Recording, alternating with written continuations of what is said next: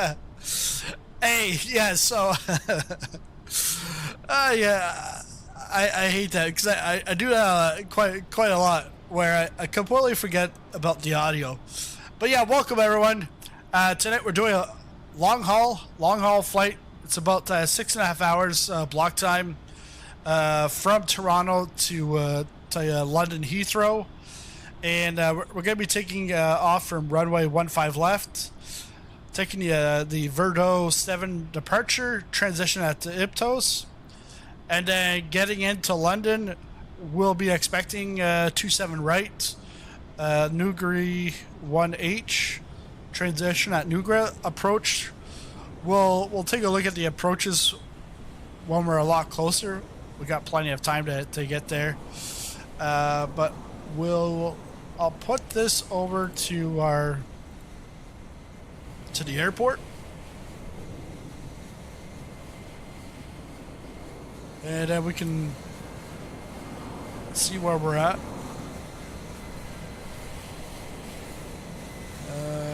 Simlink's not working. Let me see if I can get Simlink to work. I don't think it's gonna. That's gonna be really shitty.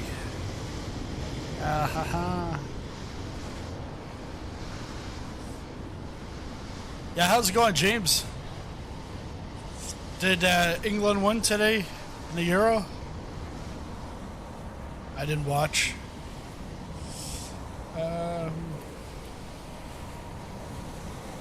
There, it's working. Good. So yeah, we're over here at gate Echo 77. Actually, I want to zoom back out. I want to take a look at the weather. What's our weather going to be like?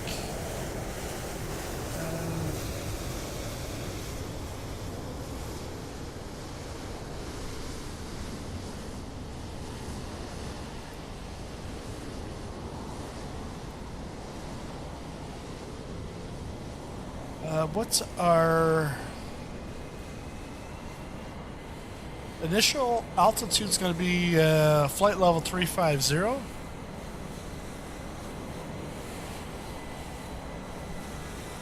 If we look, it looks pretty clear all across, even getting into London.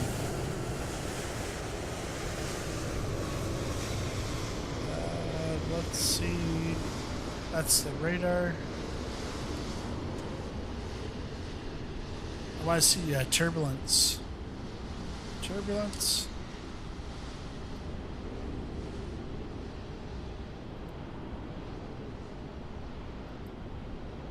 So that's the turbulence.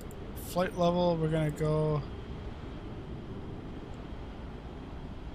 350.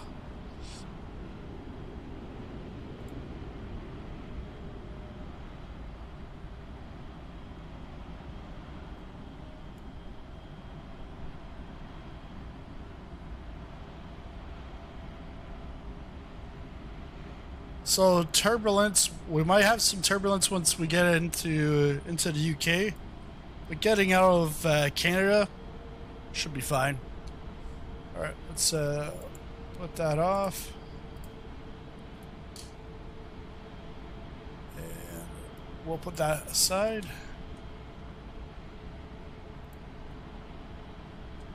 And now we'll go get our. Set everything down here in the FMC. Actually, let's take a look at the flight tablets. I want to make sure all my doors are requests. This should all be closed. Closed them all. And that's good.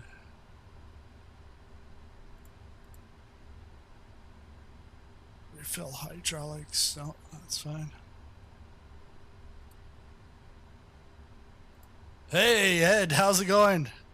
No, we lost the final to Spain. Unfortunately, I'm off to bed and sleep. But wanted to say, hey, you might wake up. I'll still be. I'll just be getting into London. But hey, Ed, how are things? We've got a new plane to learn here. Let's see. Ground ops. Okay. Gonna go. Let's see.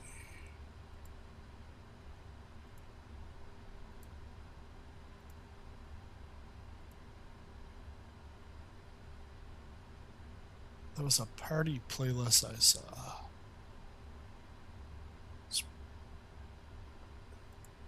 Actually, this might be.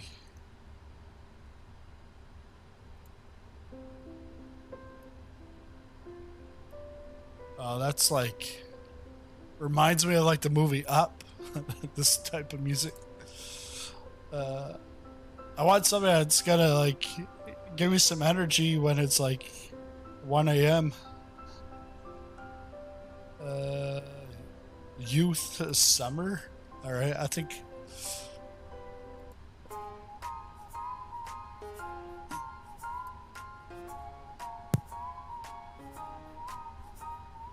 All right, here we go.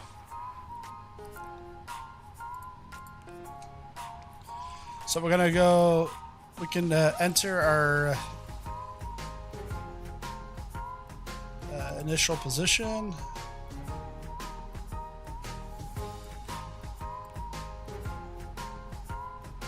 This is going to be E77 for the gate.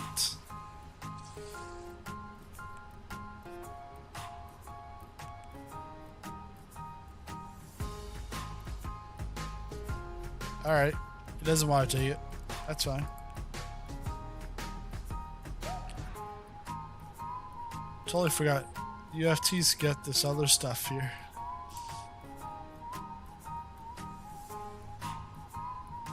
So we got our flight in.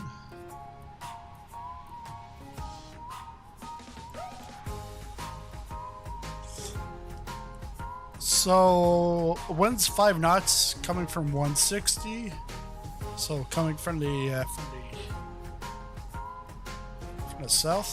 southeast. Few clouds at 8,000, few at 10,000, broken at 25,000. 26 Celsius, altimeter 29er86. Let's set the altimeter right now.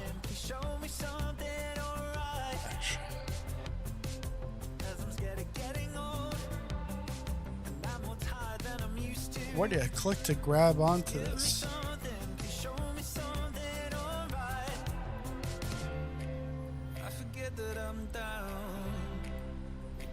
I don't know. I'll figure that at some point.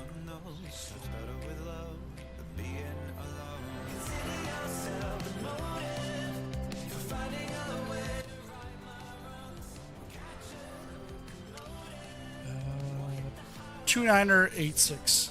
Let's go. 29er86.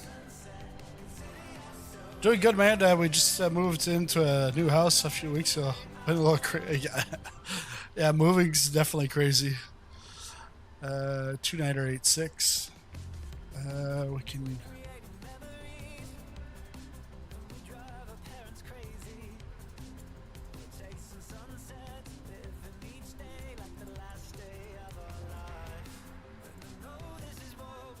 Six and then it was already at 29er86.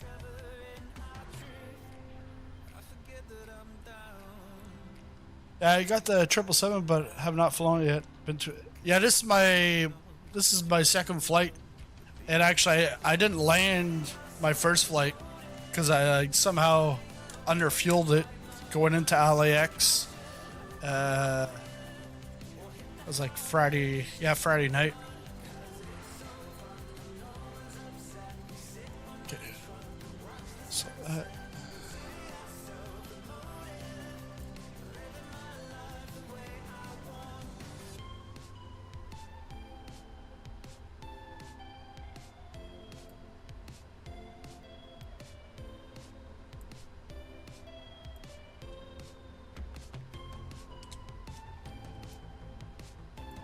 So we'll do the takeoff once.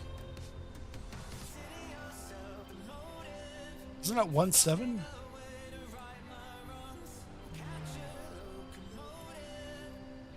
I think that's in the UK. Just go back to the charts. 1.5 left.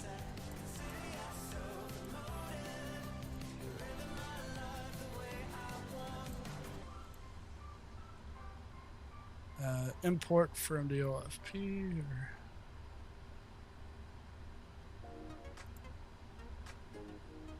We'll bring that in just a bit. Where's P over here?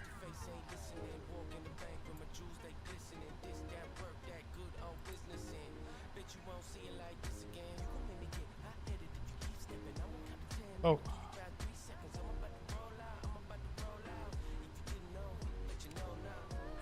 Let's turn the APU on.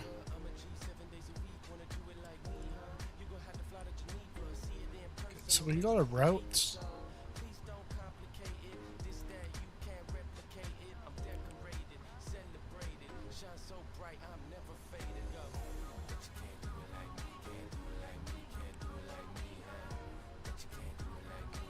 Ah, sweet. Because I didn't do this the last time.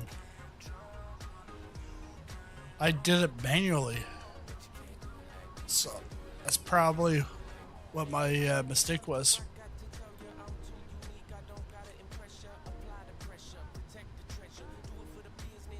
So it's requesting.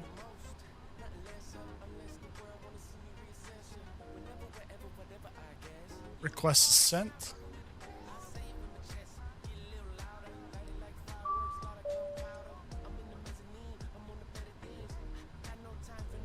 So we can activate that. Now go to the perf init. Perf init, ground weight.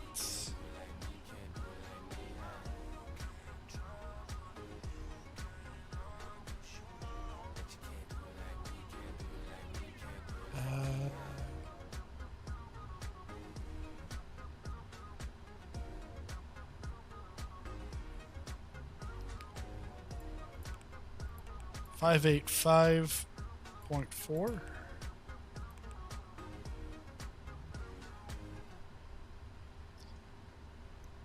Zero fuel weight is 456.4.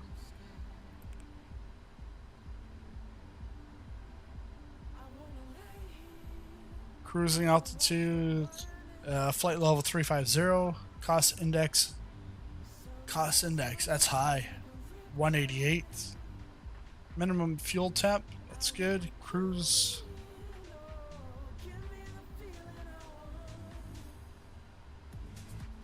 So we can accept that.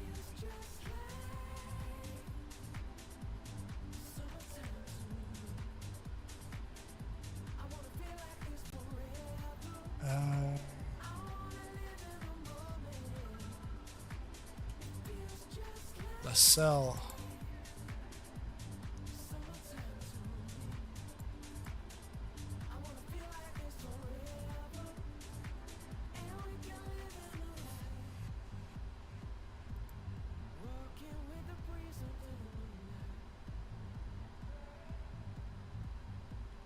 Am I missing something? Oh, it just didn't pick it up the first time. So cell temp is 44.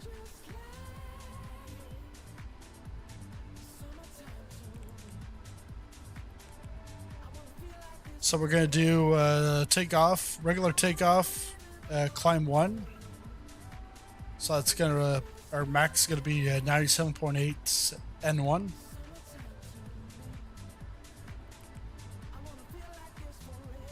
Flaps, I think it's gonna be flaps 5.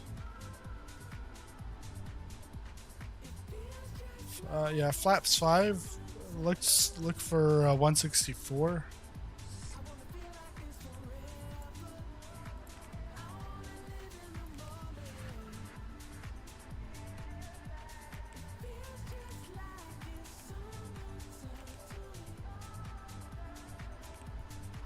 Actually, before I do that, should go over to departure.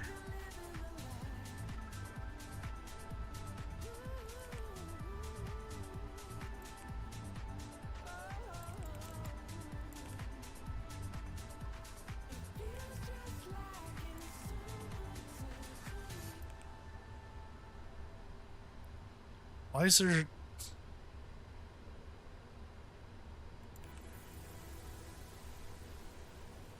Okay, there's something...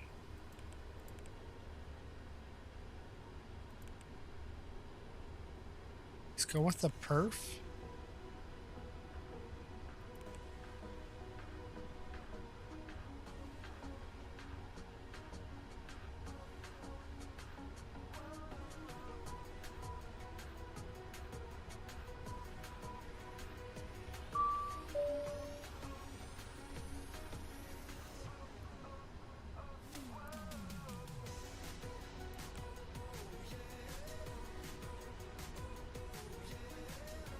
The cell was it 44? Yeah, 44.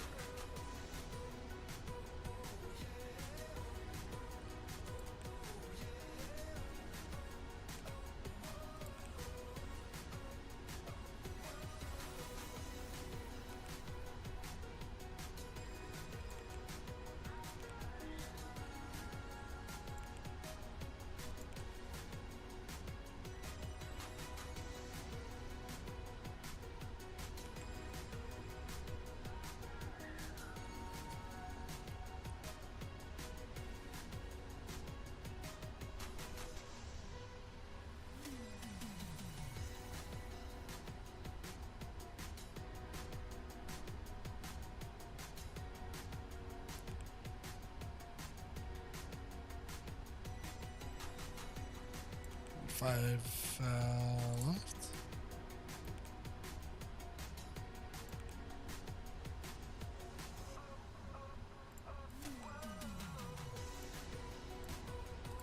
Yeah, so okay, now we've got it. Now we've got it.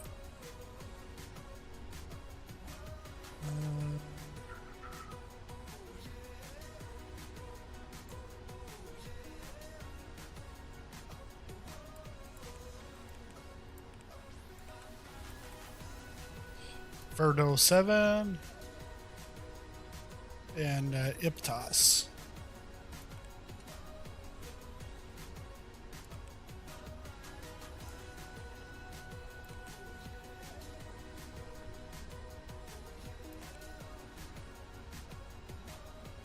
CG.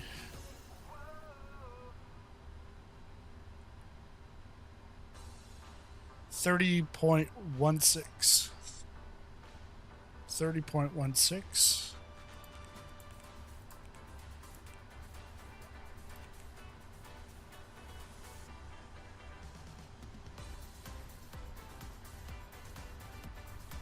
Takeoff gross weight.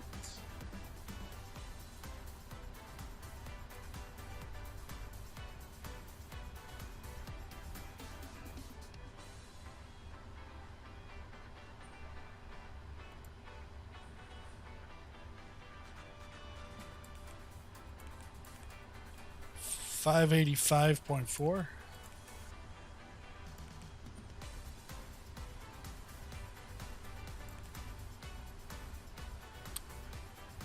Winds.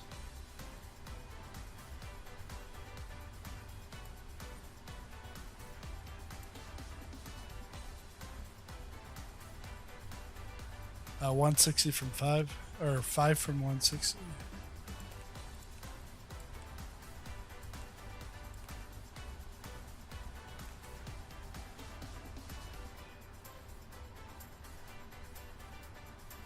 Outside temperature 26.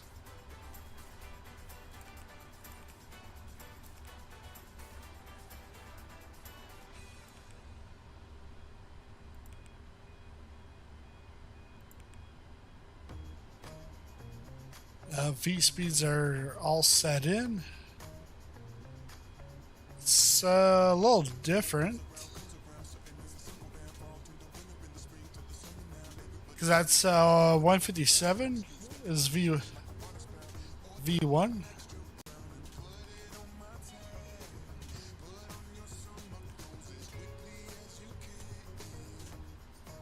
Yeah, it's VREF is 150.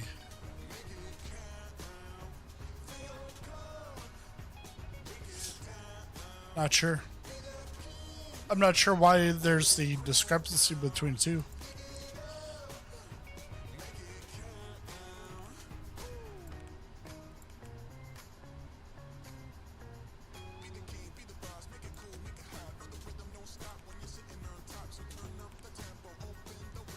Oh yeah, what am I doing? We're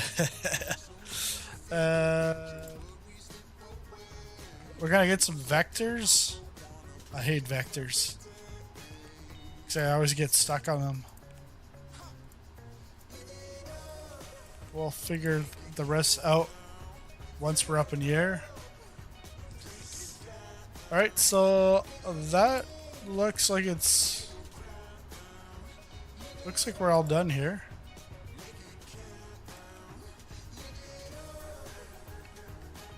Descent wind forecasts.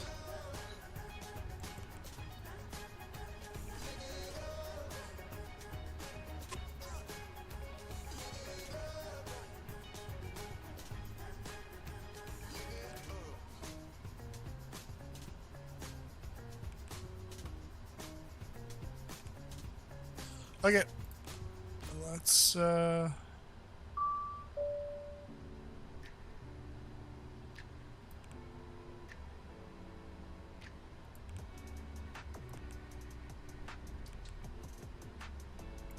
load those in.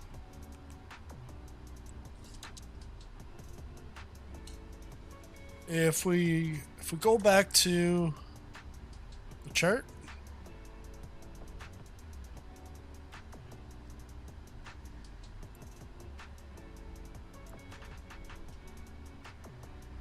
so we're taking off from 1.5 left, so that's going to be 147 is what we want.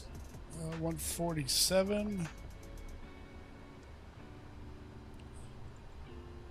So heading of 147.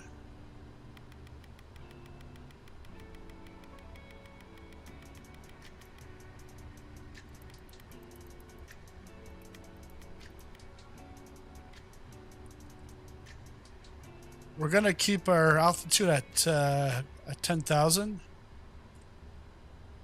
Our speed, we want about 5 over our V1 speed.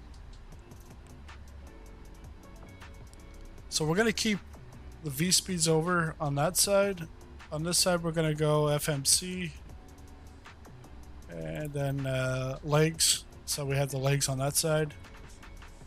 So 157 plus 5. 162. 162.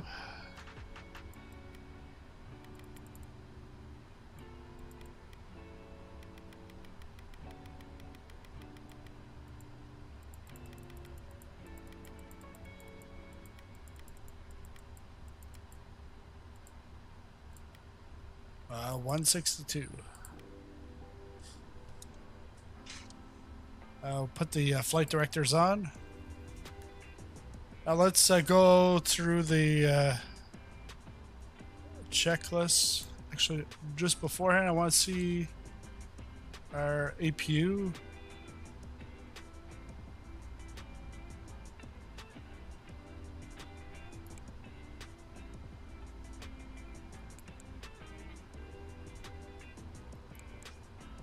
Fuel, that's air.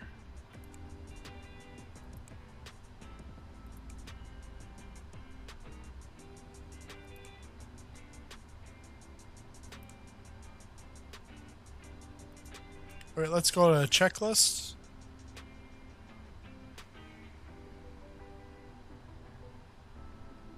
So pre-flight, we'll see that that's set. Heading and altimeter is set. Parking brake.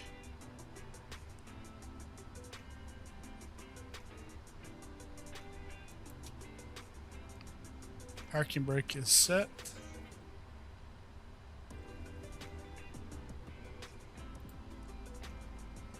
Before start, the doors are clear. MCP V2 heading, it's all set. V speeds are set.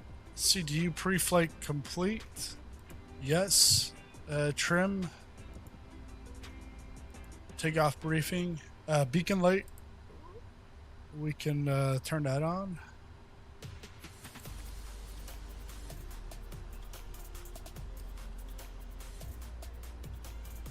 Actually, we can go to GSX.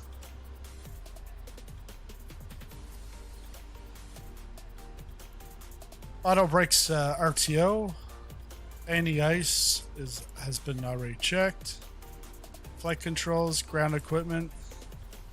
Ground equipment, we got to get rid of the chocks.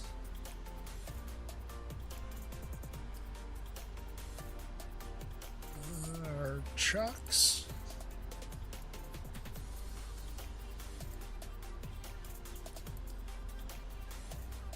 Remove the chocks.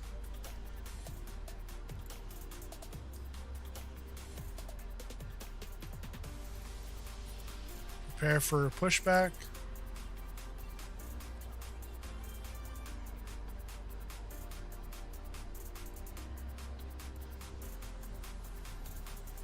It's for some reason not taking it, but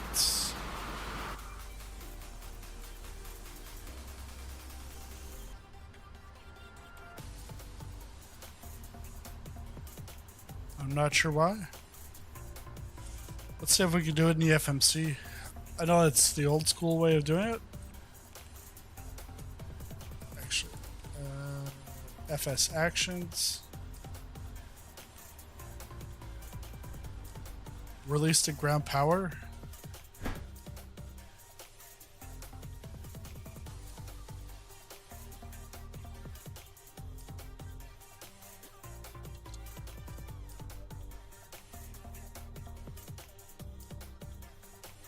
I guess APU was, well, it's showing as on.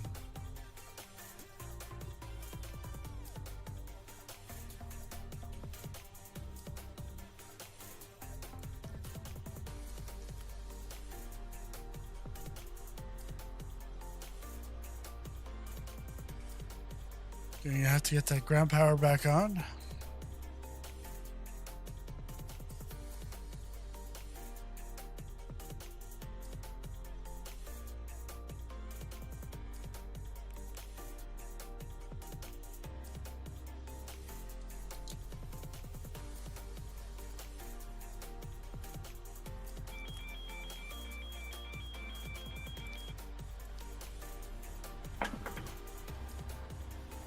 Don't tell me I gotta redo all this. Please. Please, no.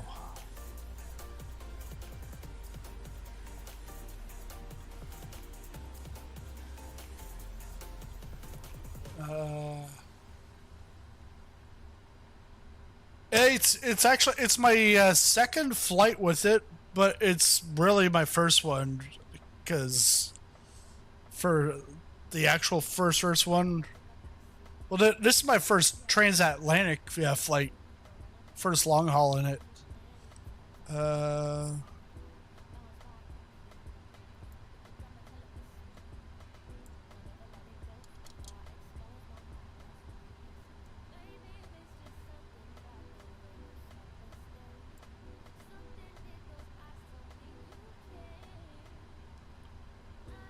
Now I've got now we got some problems.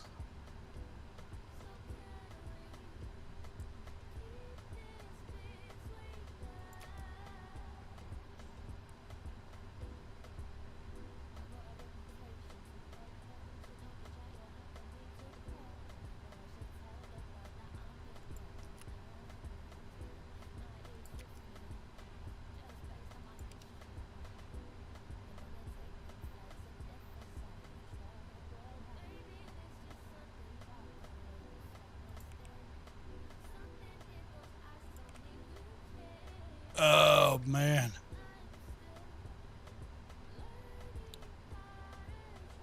So I gotta re-put all that shit in there. Son of a gun.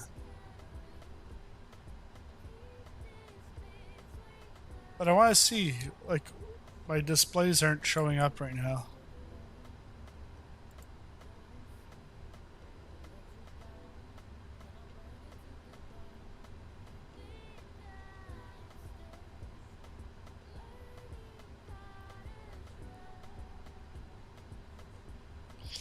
Yeah, because I thought I had the APU on, but the APU, I guess, was never on.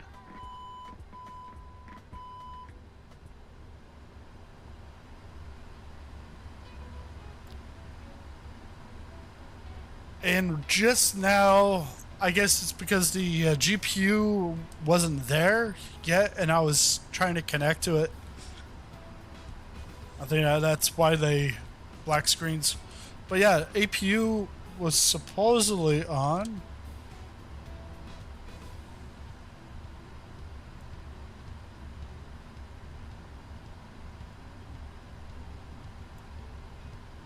So APU is running. So I actually can...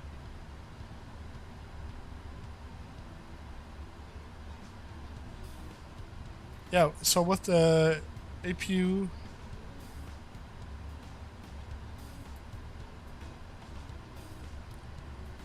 Chocks removed. But I do have to...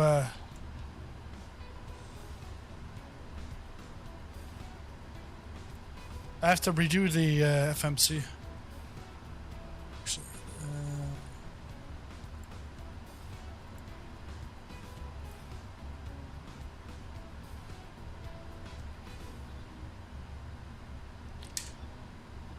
which shouldn't take long because I now know what I've got to do here. Maybe.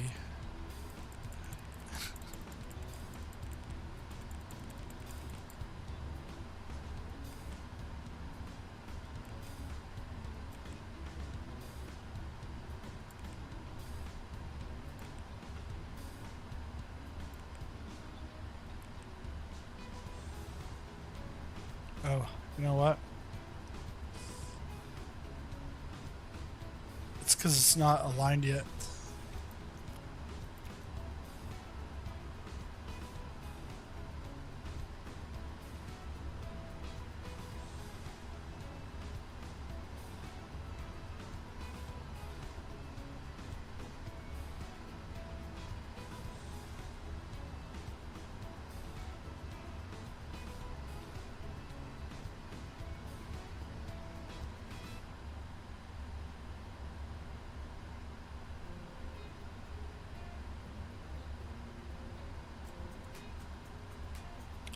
This is the perfect time to plug the cold and dark tutorial posted yesterday, which would serve us well now. Yeah, exactly. I should watch my own tutorials. But actually, no. I don't know what happened because I guess I went and I started the APU, but when I shut off the power unit. I don't know. So, okay, that's good.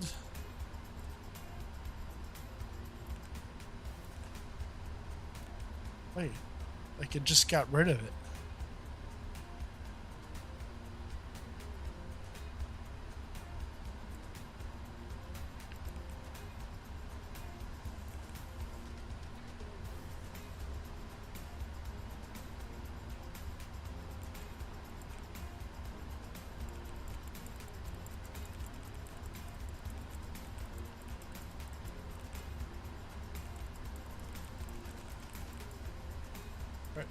On to the next one.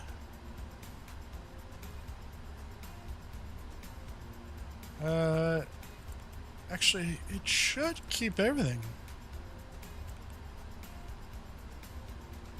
Maybe not.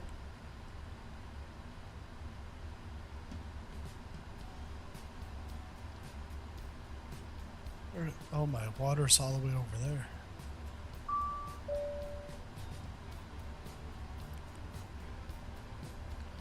Ground weight.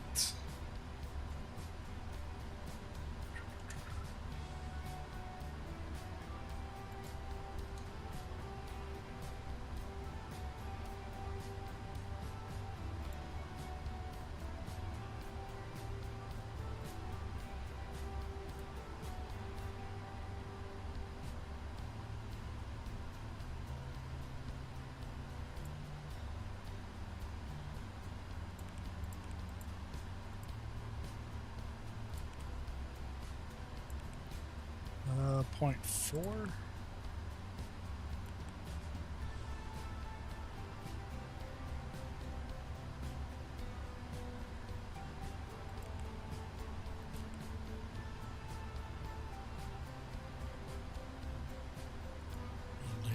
The cell.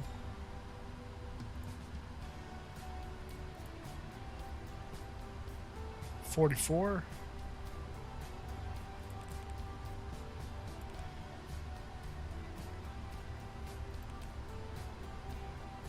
Flaps 5. CG 30. 30.16.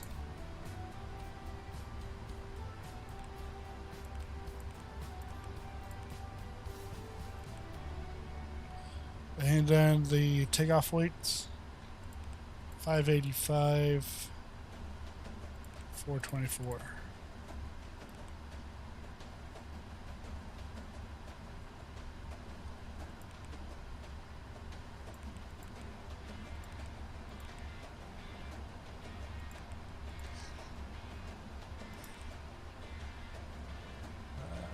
That should be the winds.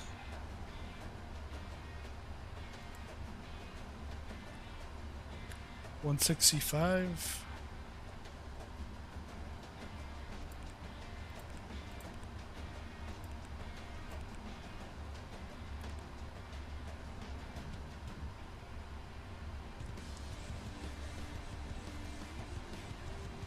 $26.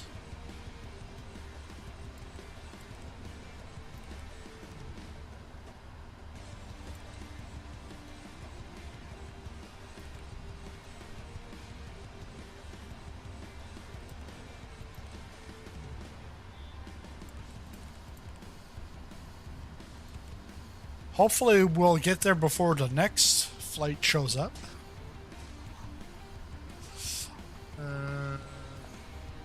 Activate.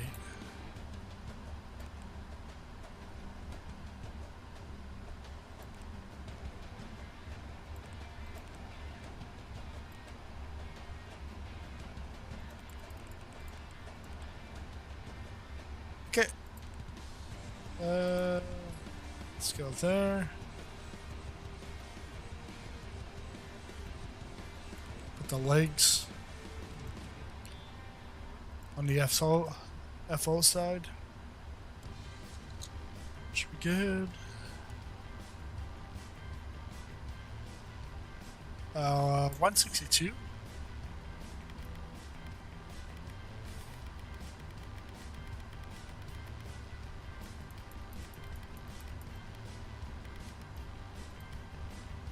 Heading is so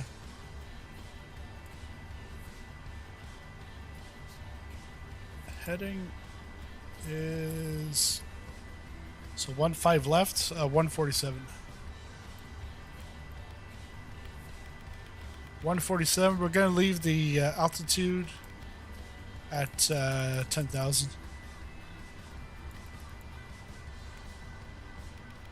Flight cruising altitude is going to be flight level 350. What do we want? 147. And yeah, and then that's where we're at. I went to disconnect the GPU and the chocks, and that's when everything shut down.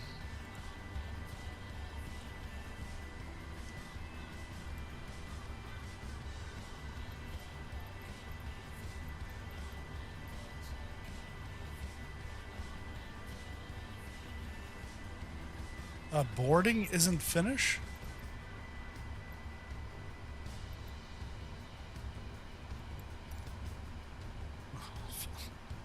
Press the wrong button. Oh, let's go through the checklist here.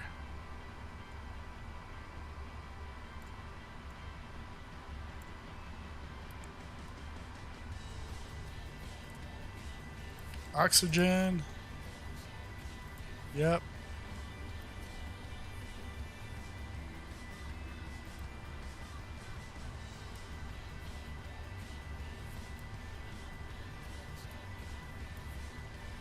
So auto brakes at RTO. Flight controls, ground equipment, cleared. And before takeoff.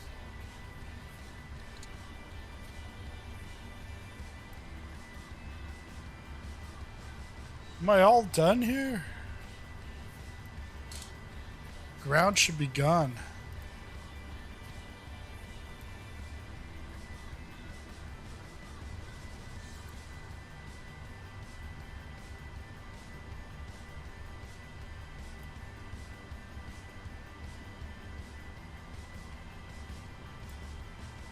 Yeah. Oh, do they want me to put the chocks on? So I can then request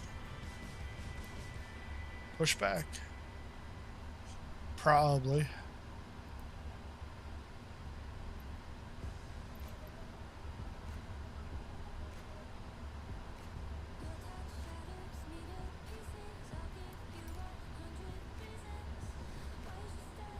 But what's the other services going on?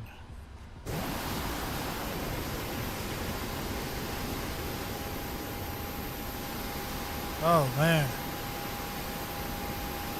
Yeah, clear that.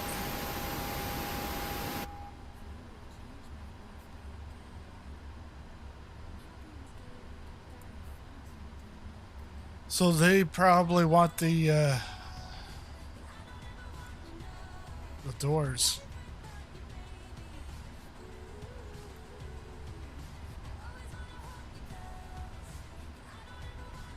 Or maybe it's that? I don't know.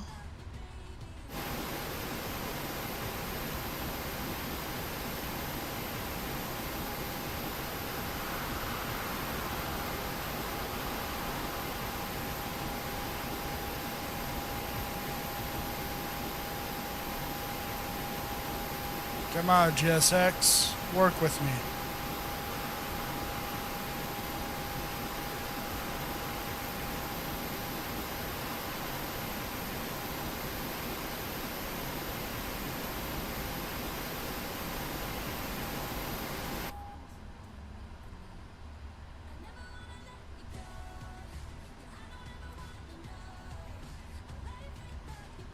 I'll just open all the doors, see if that will...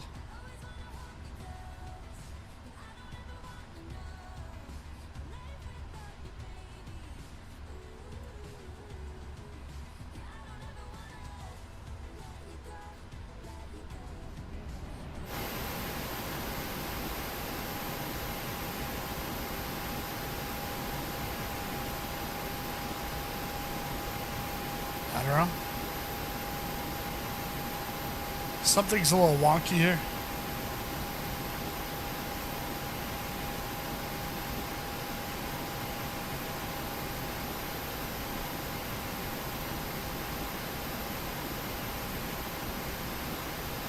Because even if I push back myself,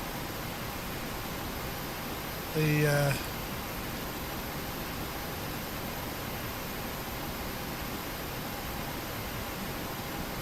those stairs are gonna be there. Operate stairs.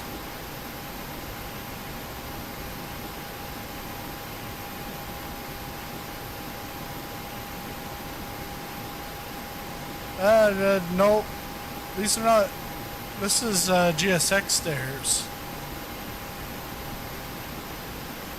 Because I did the boarding just before the stream started, and they came out with this. I was like, what?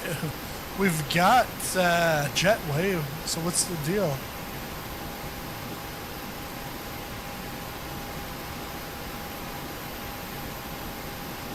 Might have to,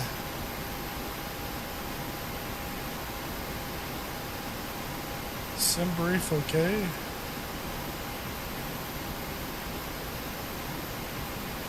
I'm too late.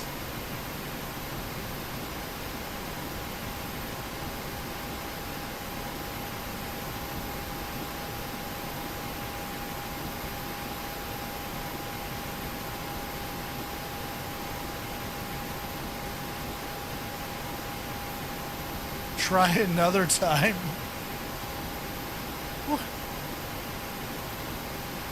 Just give me a pushback.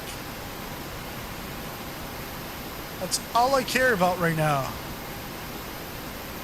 Just want a damn pushback.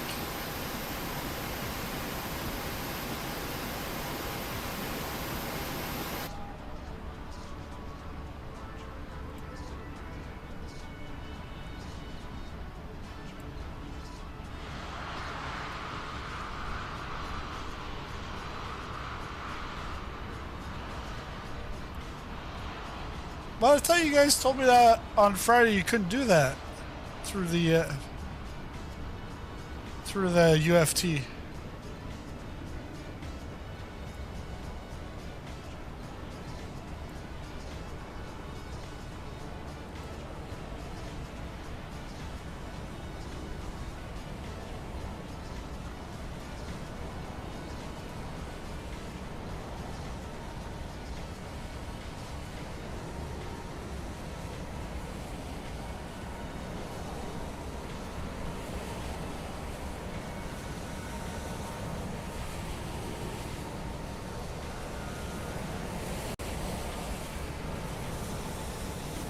I'm not sure what that is. Is that turnaround time?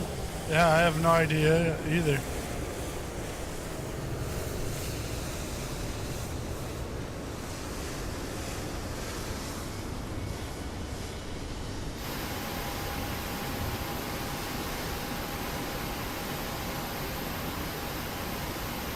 The GSX has got me as a hostage here.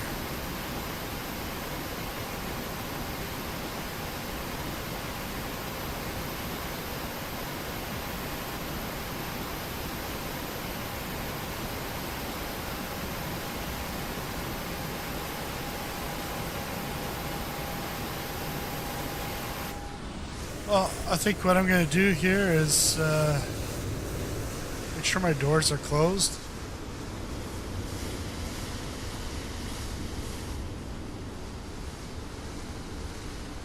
Release all vehicles.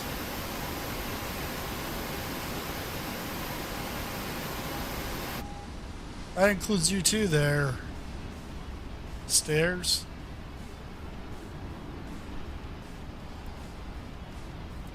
Close them all.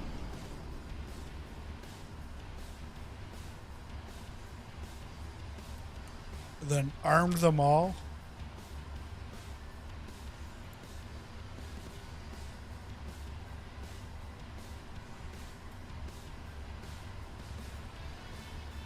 Let's see.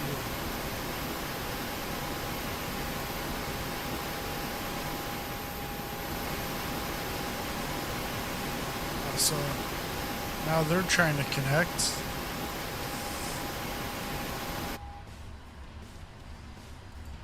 Release that.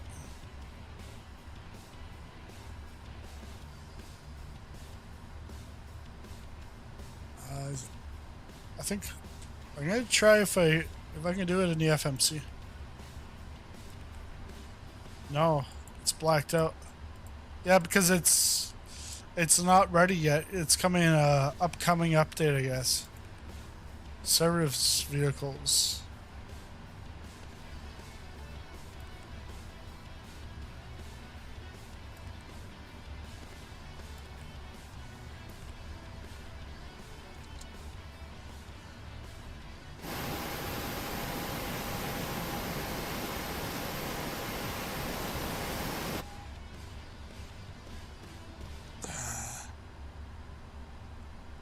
Alright, well,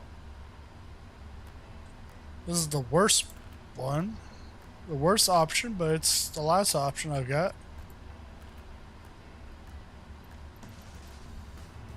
Let's tune into ground.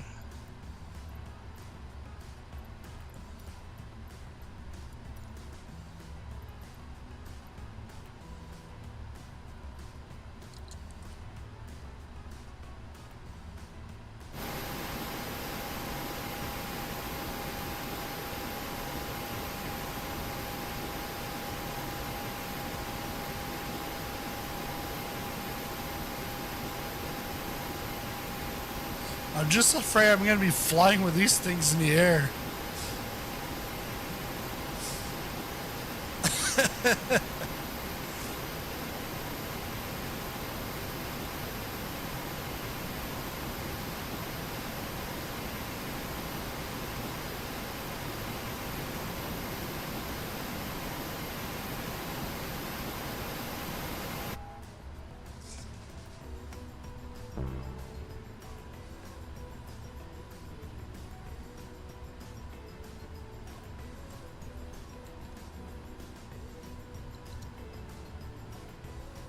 Well, hey, GSX, if you want me to put my parking brake on immediately, you need to take away those trucks.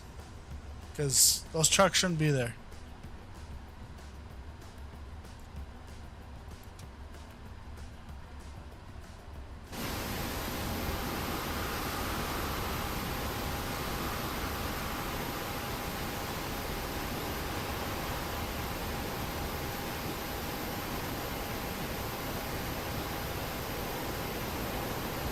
Even they can't help me.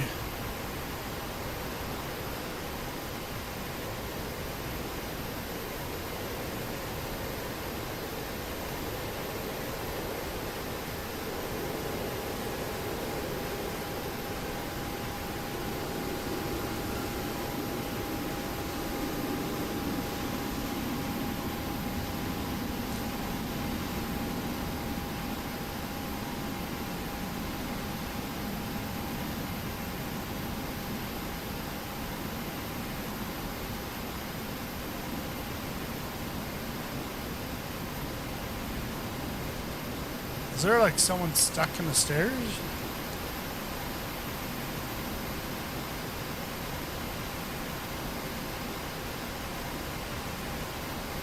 No, it's just the operator.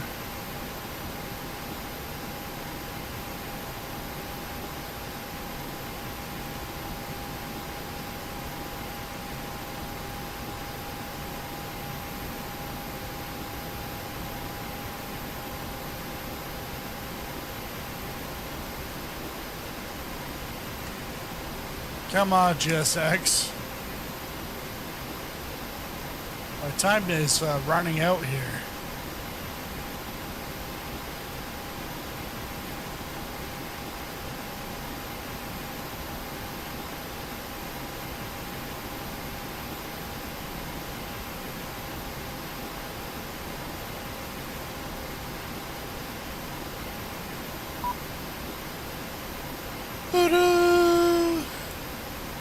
Got rid of that shit.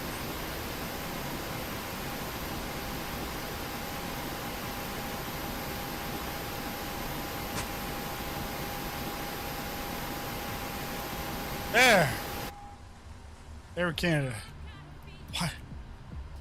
Why? Why WestJet? GSX's choice was WestJet. Let's put the. I think it's 29er. Yeah, 86.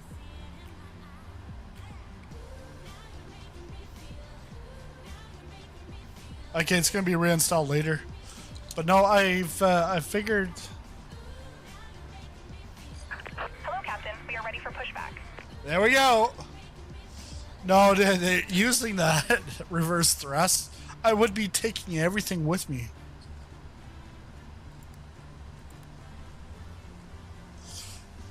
Yeah, so she just acknowledged me, so that's good.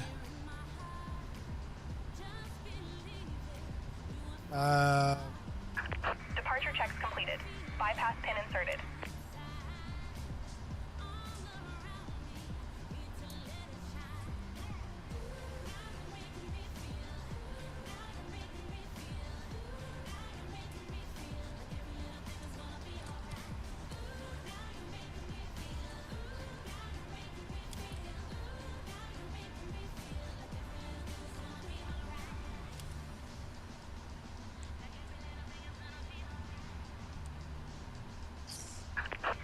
gear.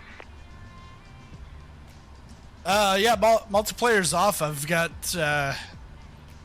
too much. Let's see.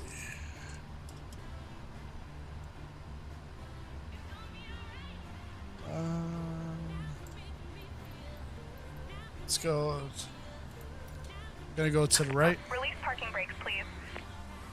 Parking brake off. Commencing push. All engines clear. Start at will.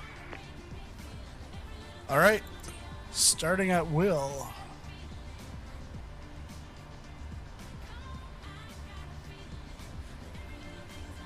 Fault.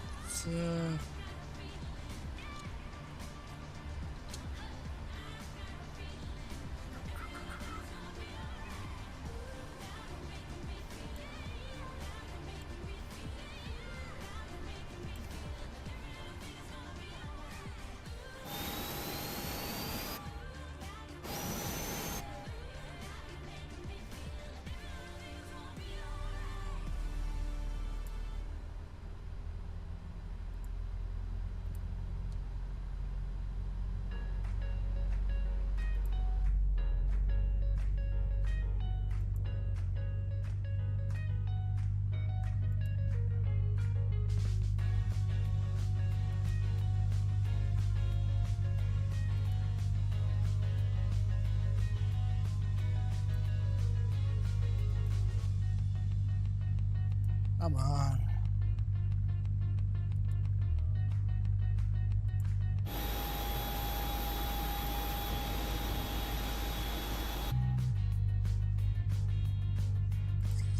Yeah, no, it's just with everything on, and then multiplayer, it's just more FPS or more stuff to be processing. Especially with FSLTL, and then you get the people that just go in front of you or whatever.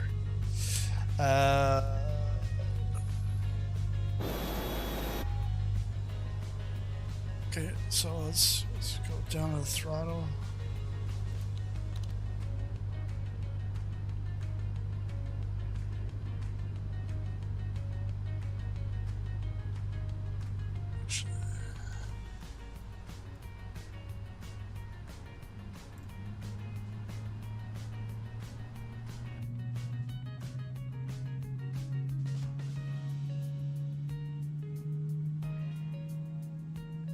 Because I changed my settings since Friday night, and I've got this pretty much at the max, and it looks Please set parking brakes.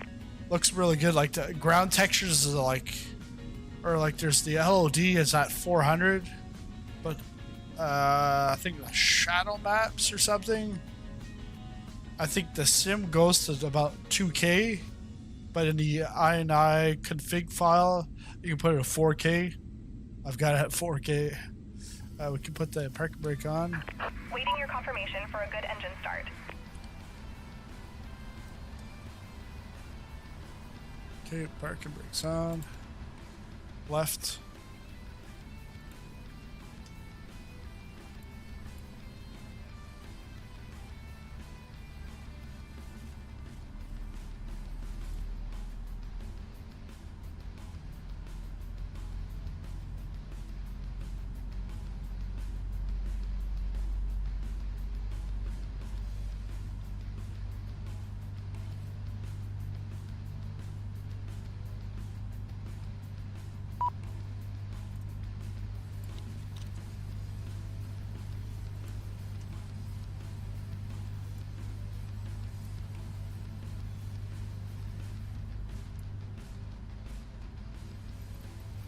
Confirm the good reads, a good engine start.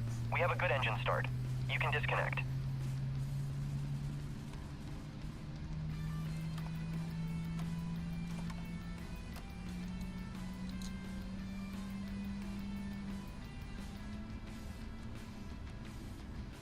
TCAS.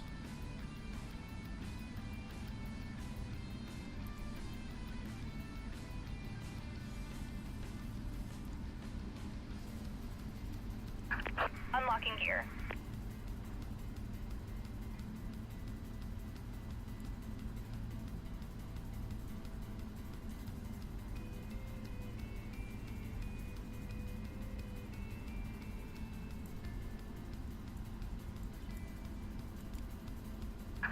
Tow truck disconnected. Oh, it was already on to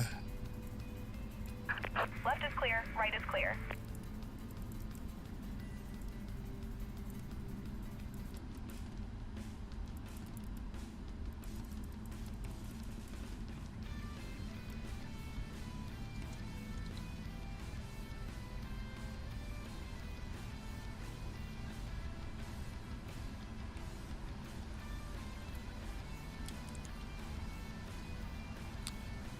Yeah, there was clouds when I first got here, but it's brightened up, so that's nice. We're gonna go.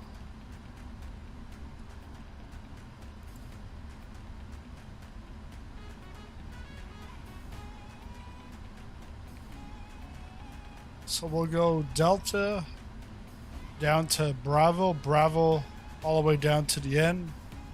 15 left.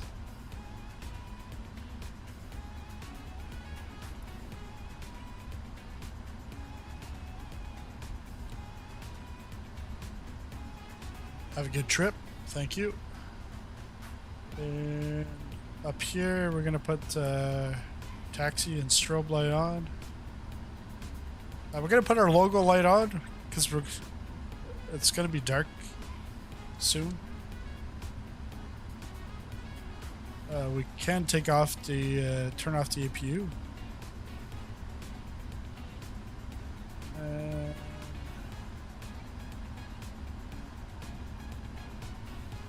That's it.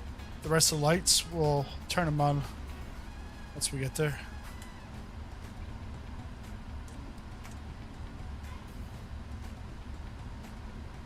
Hydraulic pressure. Hydraulic pressure. Let's just see.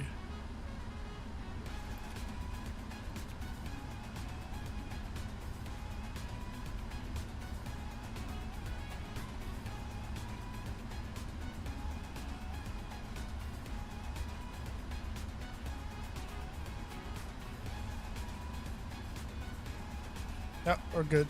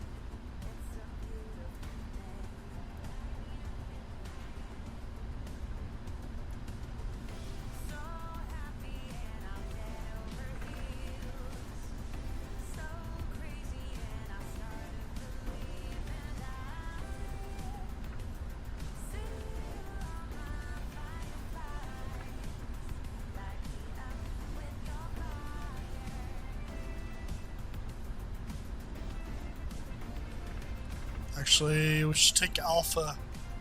I bet you Bravo's to go the other way. Because FSLTL's coming the other way.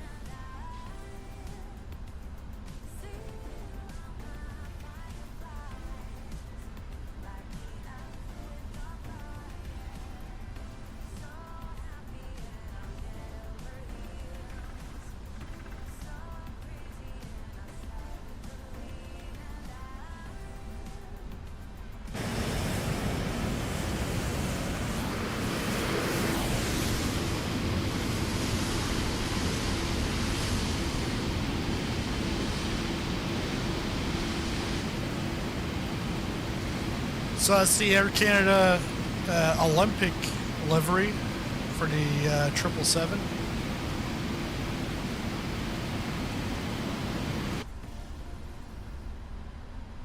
Not sure he's stuck there, but probably because people taking off, but not exactly sure what's he doing.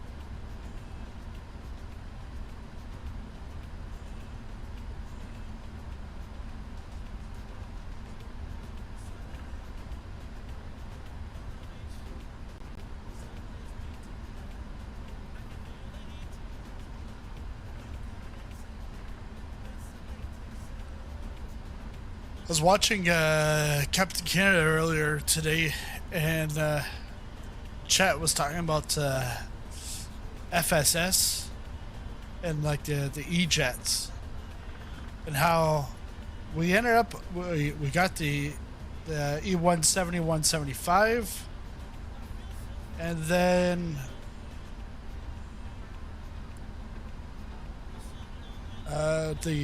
the VNAV, we got LNAV but no VNAV yet, and they're still using the Asobo FMC. They're supposed to be creating their own FMC coding, all that kind of stuff. Well, now it's over a year later, still don't have that. They've released the 190, 195, got money for that, which wouldn't have a VNAV. Then they've come out with the... Ooh. It's a little wonky. This is the Fly Tampa. Could be something interfering. I don't know. Yeah, that's bad. But they came out with the freighter version, so they're bringing more money. And by the end of the month, they're going to have a Boeing 727. And the Boeing 727 is not going to be early access. It's going to be, you know, like a final product. But that aircraft does not use VNAV, so they don't need to create a VNAV. So they're bringing in all this money, you know, churning out new stuff for us to buy, and still hasn't finished the original stuff. Like scratching my head, like thinking about that. I'm like, that's right. Definitely screwing us over, and what we gladly buy the next thing. It's like, what?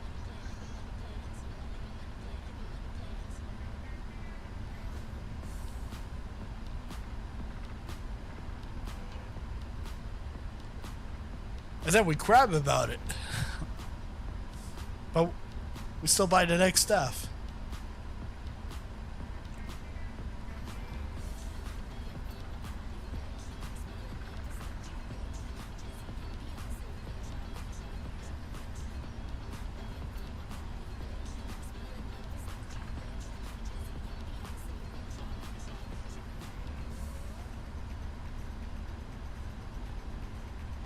So if you're wondering where we are, there you go. We're on Alpha, and at the end we're gonna switch over to Bravo to get over to 15 left.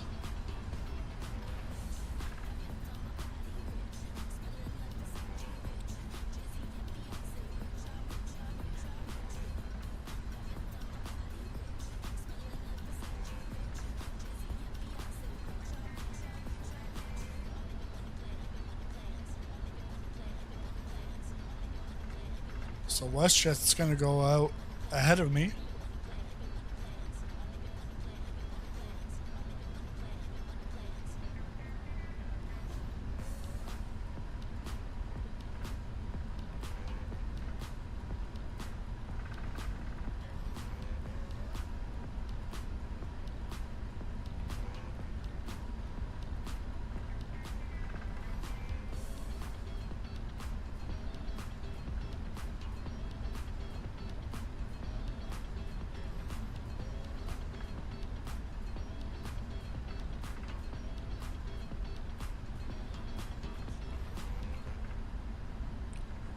Once we're airborne, we'll take a look at the cabin, because this Air Canada comes with an Air Canada cabin. Be nice to see.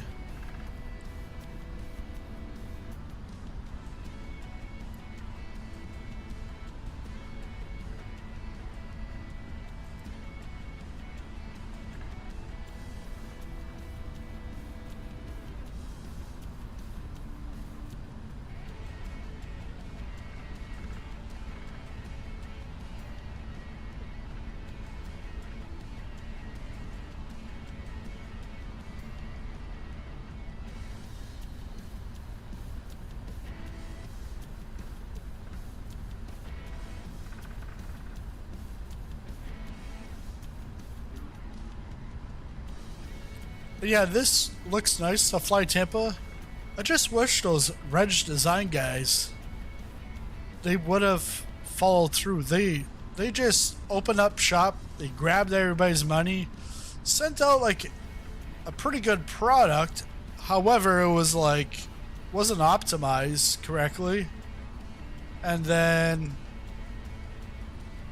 everybody's like I've got both of them. Obviously, I can only use one at a time, but I always use the Fly Tampa. I would take the Reg Design one over Fly Tampa because it's a newer layout. But yeah, well, okay, where am I going here?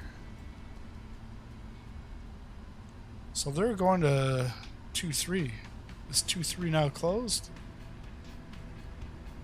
No, 1-5 left is still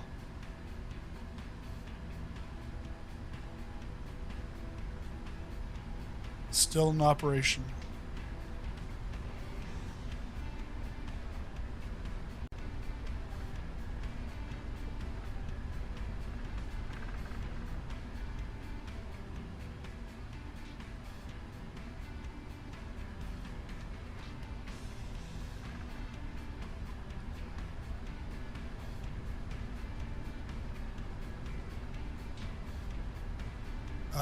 He's just getting onto the runway. Okay.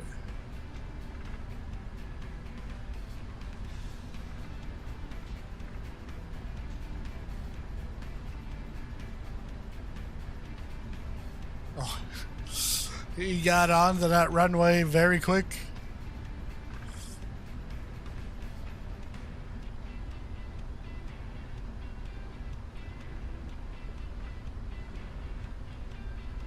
Okay, so we got our flaps. Flaps is checked. That's our after takeoff.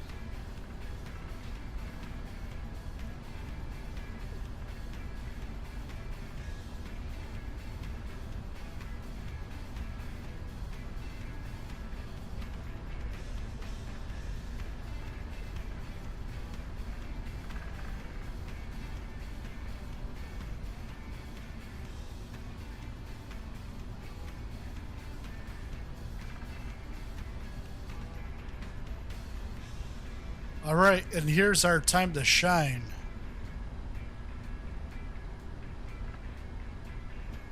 Time for this takeoff.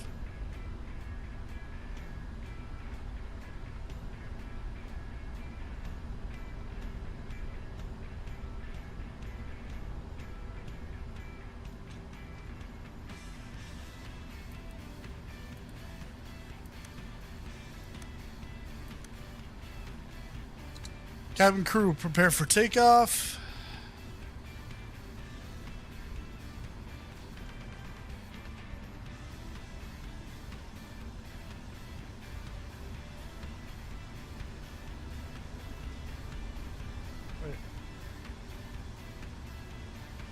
cut the music out for now.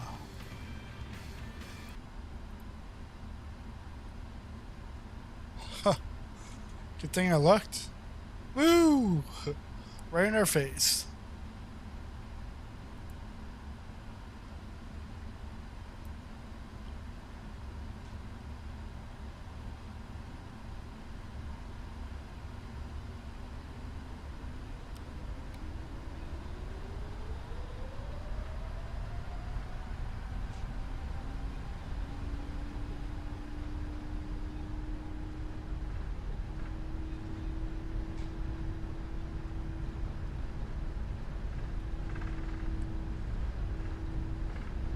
Age of knots.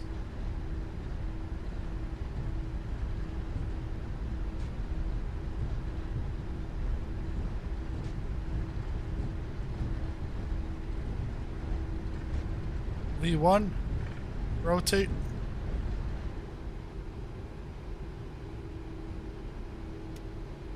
Positive rate.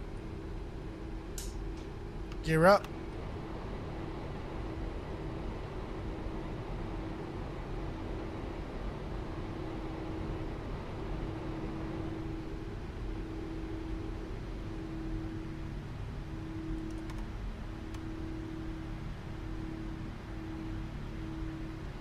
Flaps 1. Flaps cleared.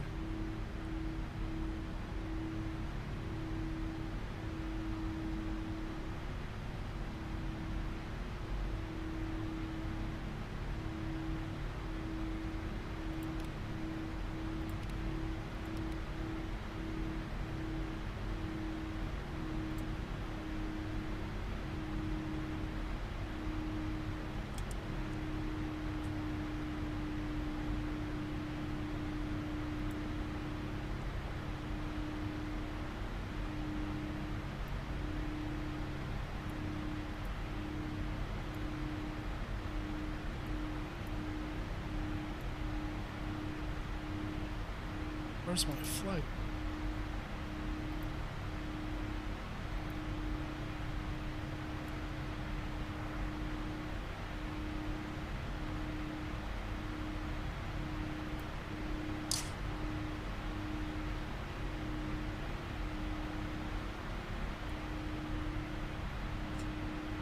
There, you see it? Toronto, downtown Toronto.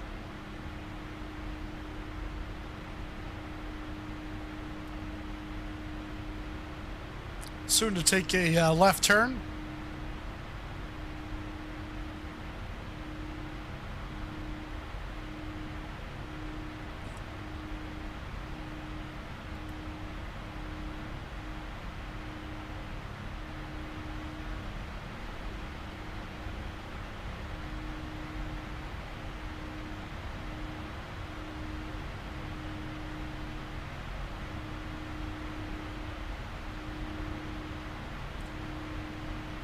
Then we'll bring up the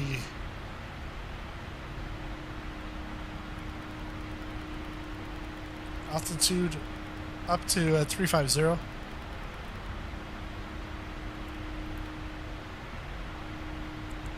Press in to activate it.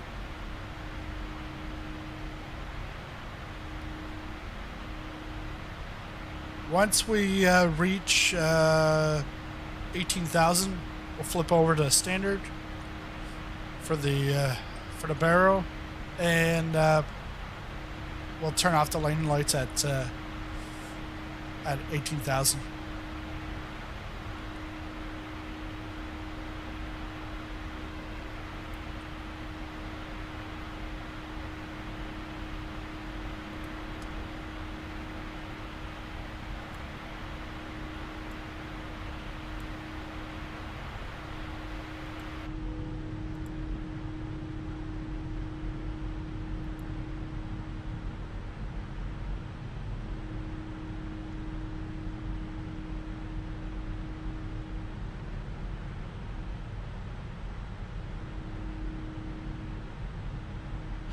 Looks like we're gonna get there at 6 a.m.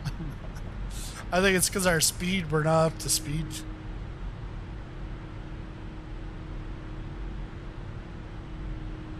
Go back with the party music.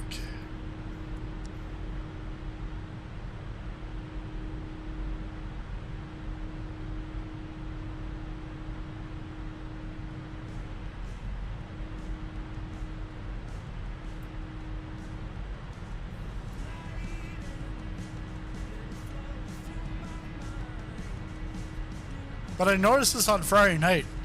You can see that, like, the engine shaking. They're like, I like it.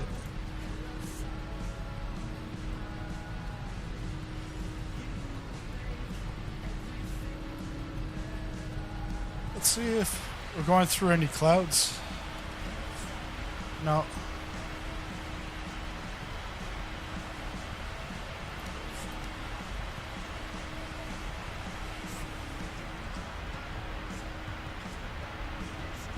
Oh shoot, we missed our turn.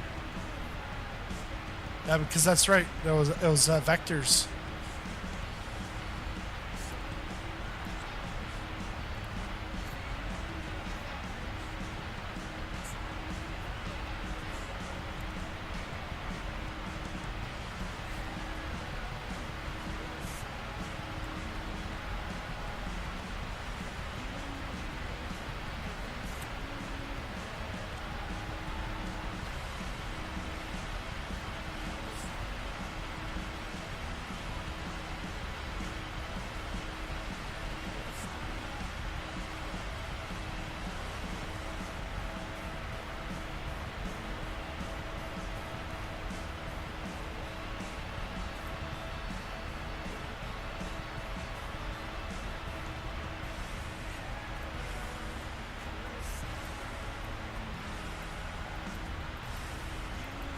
Oh yeah, take that off.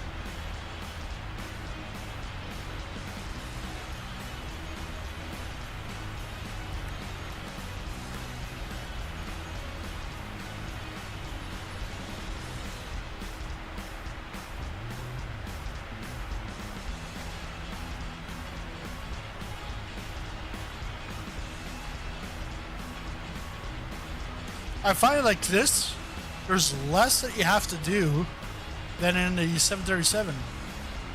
This is more automated than the 737. Plus, versus the 737, this has fly-by-wire.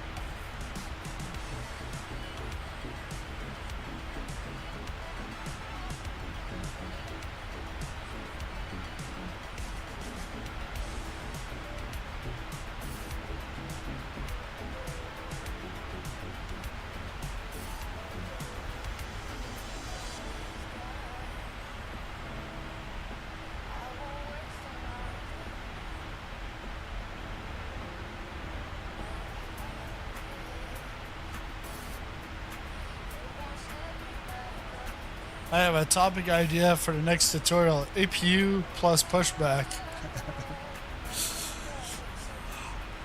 And how to troubleshoot it if GSX doesn't want to work with you.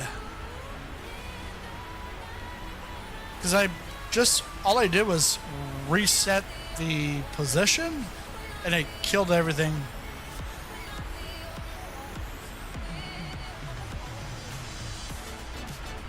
This reminds me of the Stuttgart showcase video, because it's the same song as it's a remix of the song.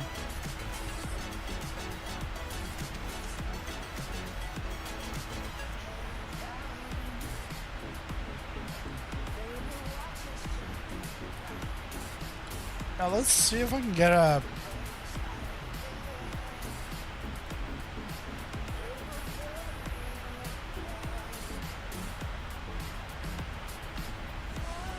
I get a mini map. We got it full.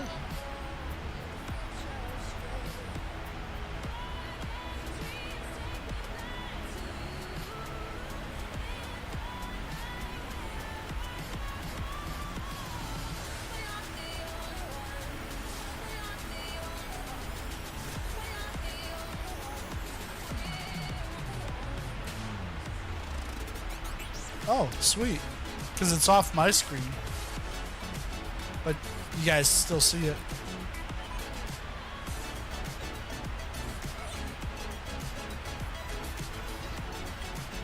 Because, looks like it's going to be about 3:30 a.m. my time. Yeah, makes sense. Can we get into the jet stream or something? But I want to figure out how to move this tablet.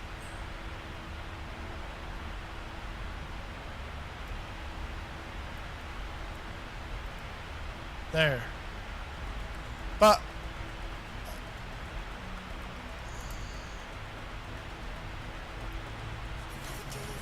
okay. And then there's a place over here.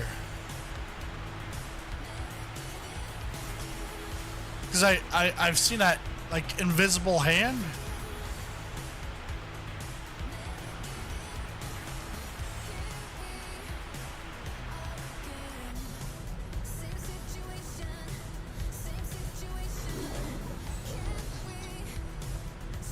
Marsh W13 donated $1.99 through Super Chat. Congrats on first transatlantic departure. Thanks for the super chat, Marsh.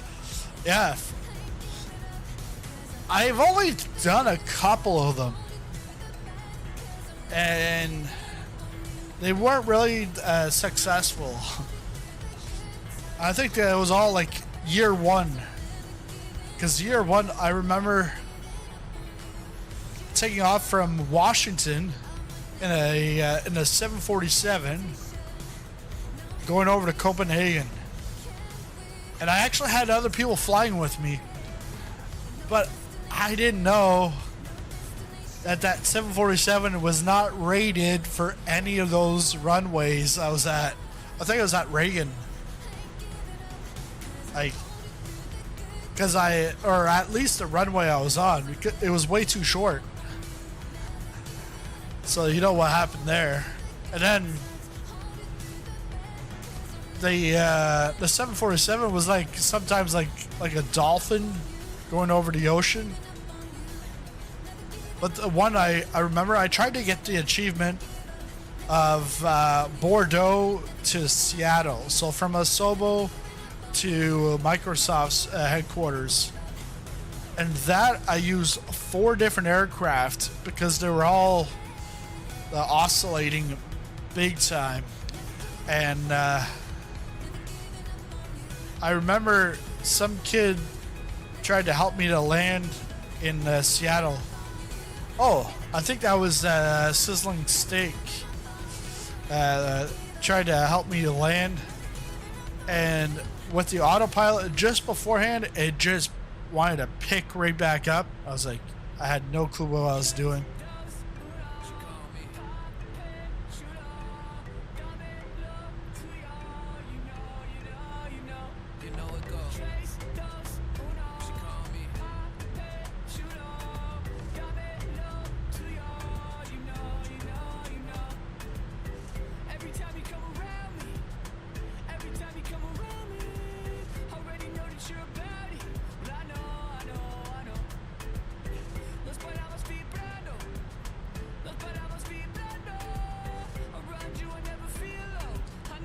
And the clouds look even more realistic with these high definition settings.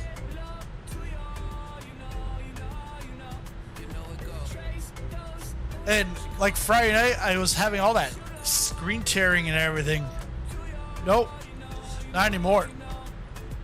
And actually, I just want to test it out right now. Yeah, refresh rate 165. Because Friday, outside the sim, it was 165. Inside the sim, it was variable, like 71, 86, 92, 64, all over the place. And because of that, all that fluctuation, it's when I would move the camera, it's like I would see the thing move, but I would still see that its old position and a new position and everything in between, like really bad. And then I found out it was the AMD FreeSync Advanced Premium Pro something that was on. Turn that off, and it's kept it at 165. I've got RTX. So the RTX, I've got G-Sync. I forced it on. So yeah, I'm fine.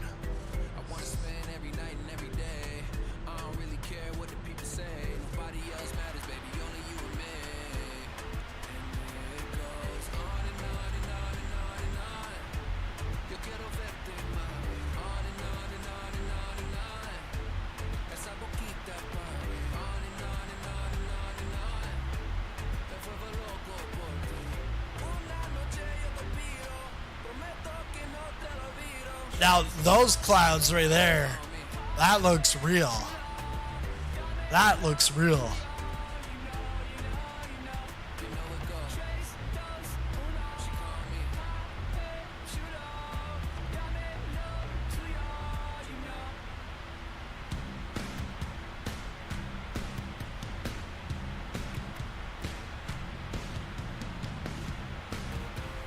Oh yeah, I so wanted to go take a look in the cabin. Let's just double check everything before we go to the back. Wrong course, and we're at top of climb. So that is good.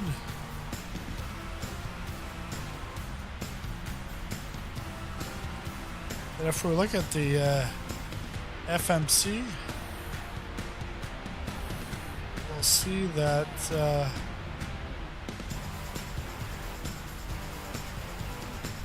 top of climb, one nautical mile.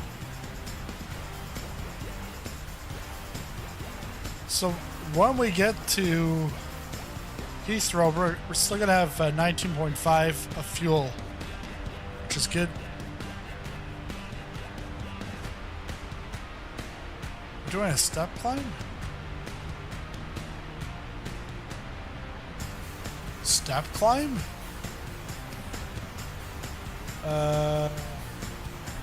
Nobody told me about, but it's the initial altitude, okay.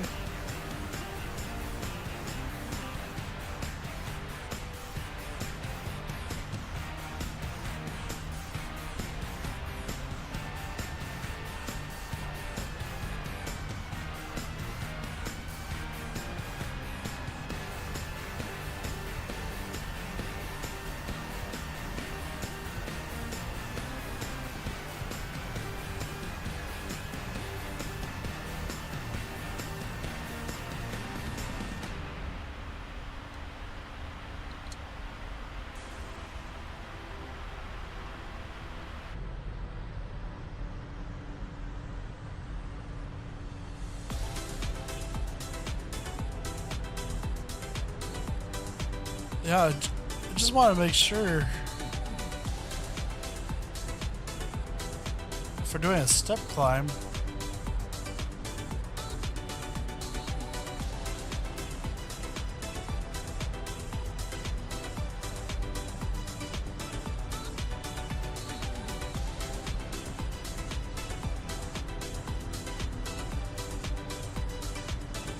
I don't even know where to even look to find my steps.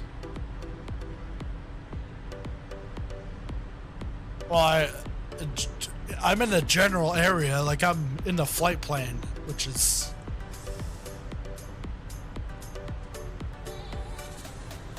where you'd expect that. Destination airports.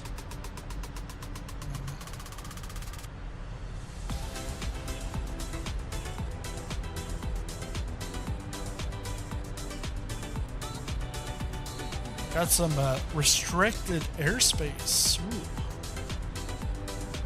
Top secret.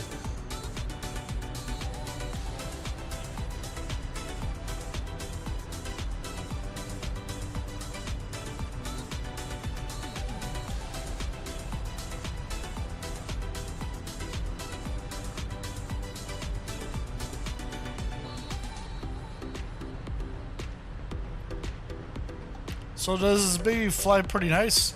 Oh yeah, it's more automated than the 737, and it's got fly-by-wire, so you can actually like trim it out and it'll fly. But you know, I haven't tested that. I don't want to test it either.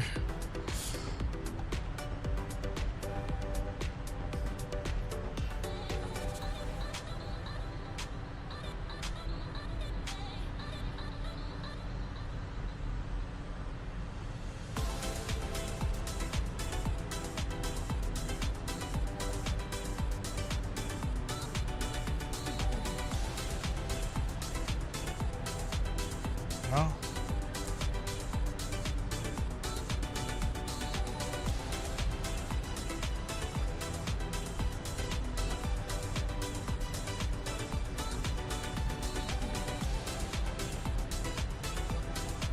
I am not sure about the steps.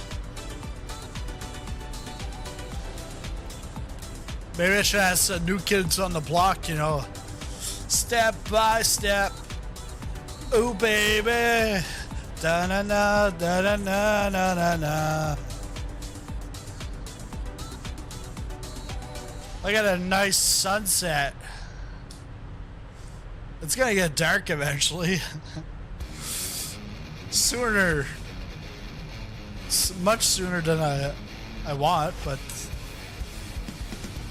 because it's 8:48 local time, and for me it's 9:48 because we're still in looks like we're still in Ontario.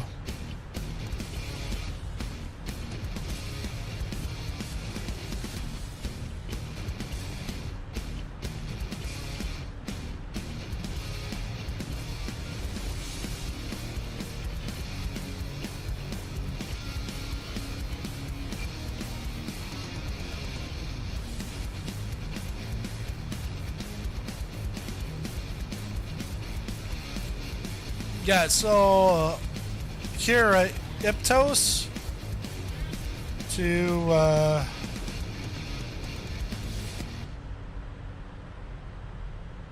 between these two, Ottawa's right there. So yeah, we're still in Ontario. Montreal is beyond that. We'll go over Montreal.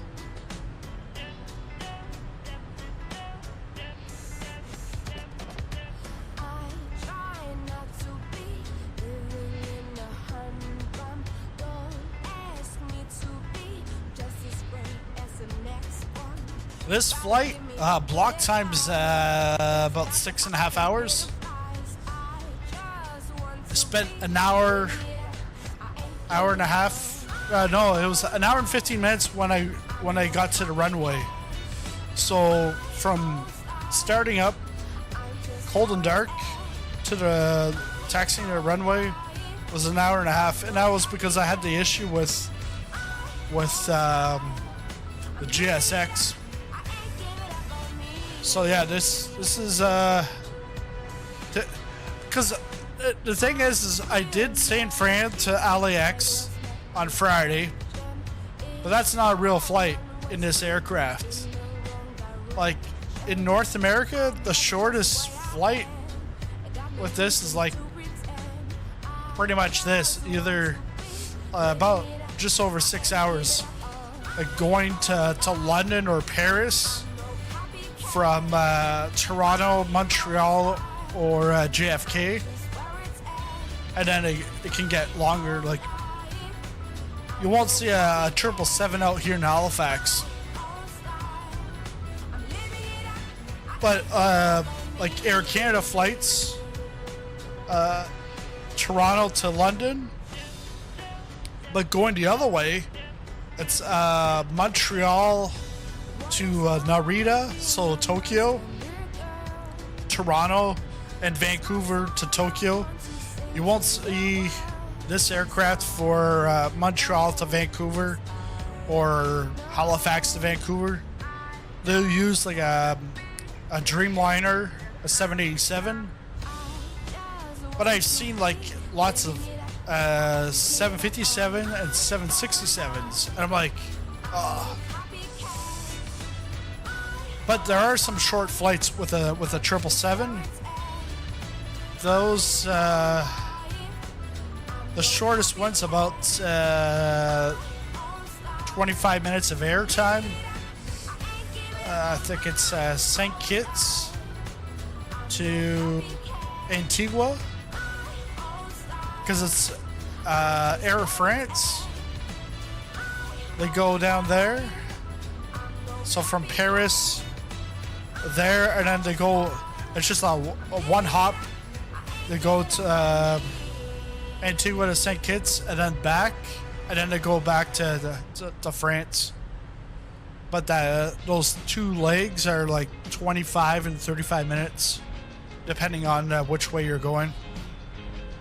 But then there's some short flights in, I think, like from Dubai to Doha, and then in Ethiopia, there's some short flights. But it's more so short segments of a bigger flight, but they count as flights. I don't know if you can get a ticket for one specific.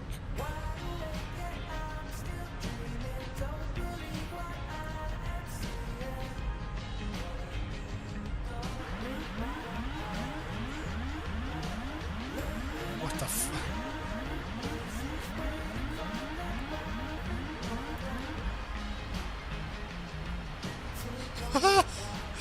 Good thing I went to check, huh? Son of a gun.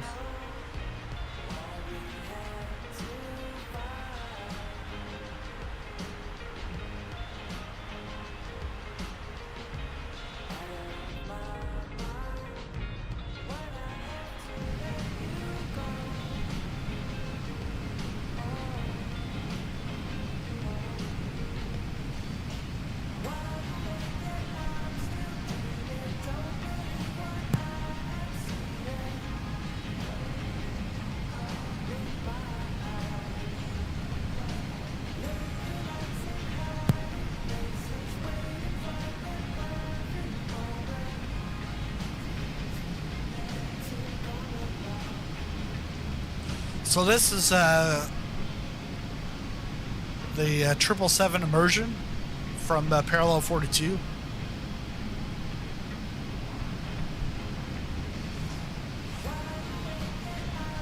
So they're more realistic contrails, but I can also change them.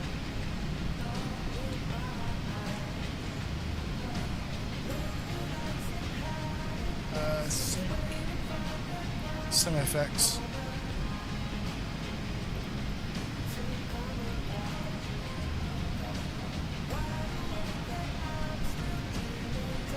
So contrails. Overall quality is dynamic, but length, I can make them super long and much thicker, wide, very wide.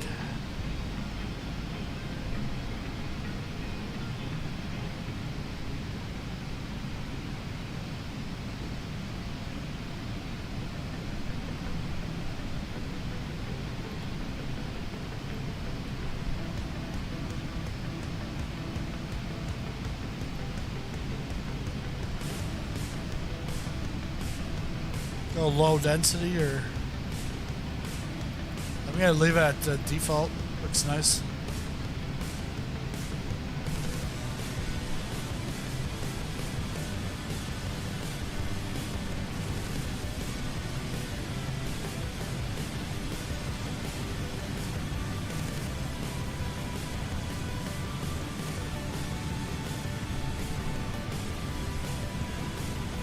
And you can see here, coming off of the wings,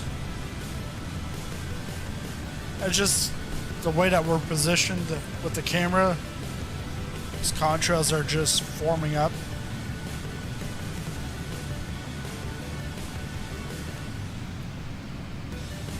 Should go back in, just make sure everything's fine.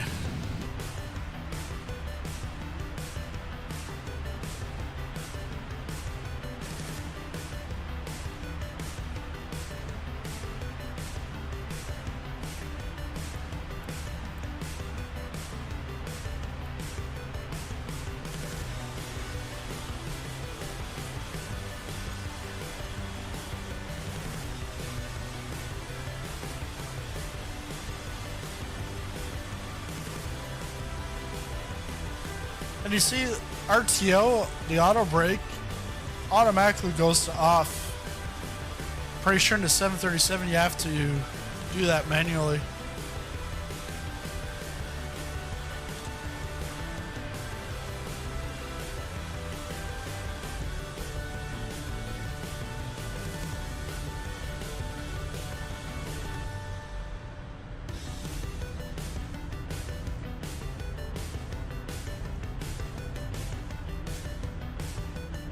Just move the, take down the chart for now.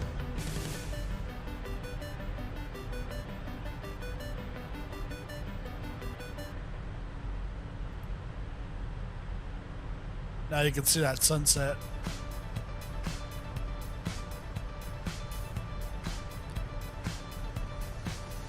Yeah, I've got this all now on Ultra.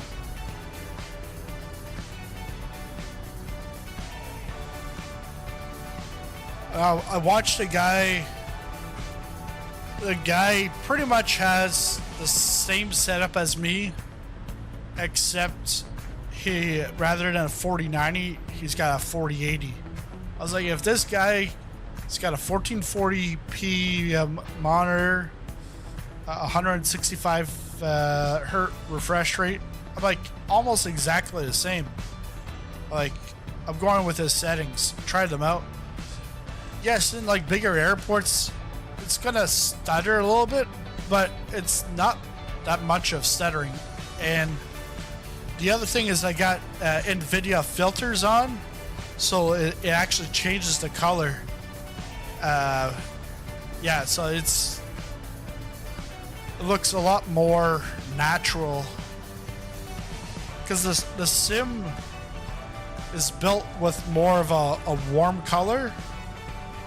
And then what I've done is I've more so brought it back to a colder, just slightly colder, make it more realistic.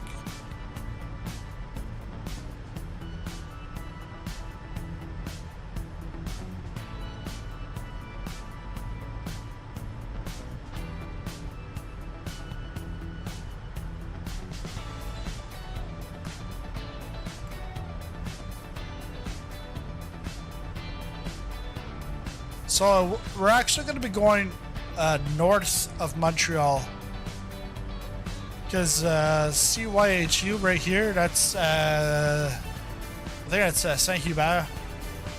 CYMX is Mirabel. Mirabel used to be the old international airport, and then the Truro airport was domestic only in Dorval.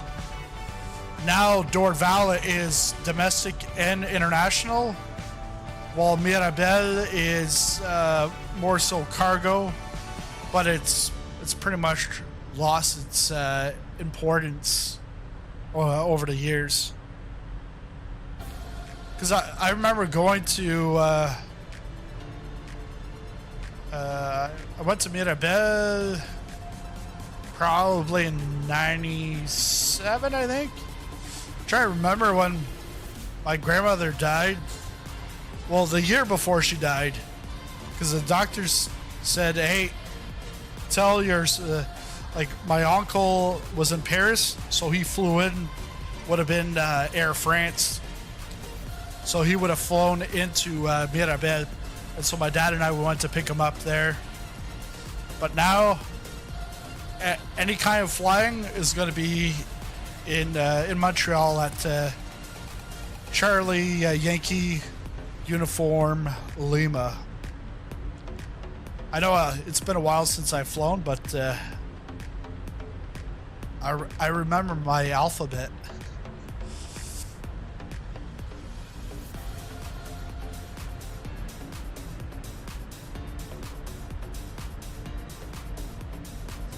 And if you want to know exactly when the flight's going to end, you can take a look at it at the top of the screen.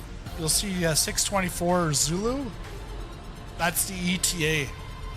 So then Zulu, that's your GMT or your UTC. So then you just bring it back. Like if you're in Eastern time, your GMT -4. So -4. ETA will be at 2:25 a.m. In my case, I'm GMT -3, so that's 3:25 a.m. My wife said, "Don't go to bed late."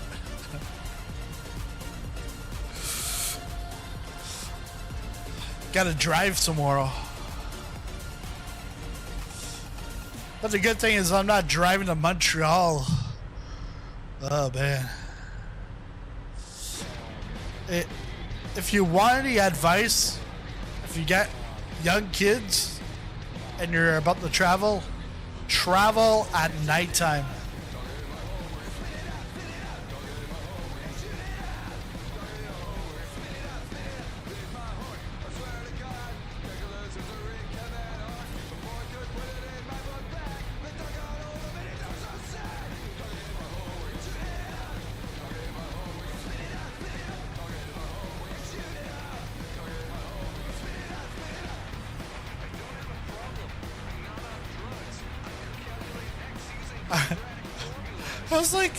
It's like, oh, we can see the Aurora Borealis. No, it's just a reflection.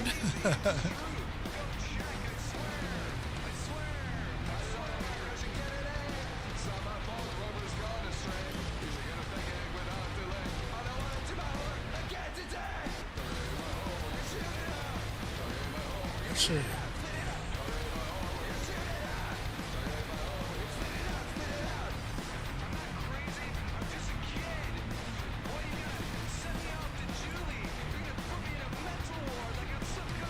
Oh, okay. So I'm actually going to be stepping up to 370.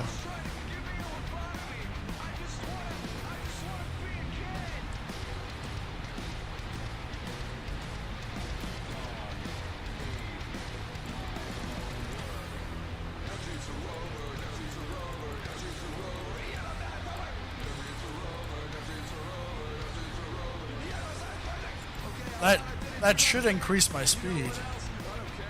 Right now we got a 54 knot tailwind, which is helping us out a lot.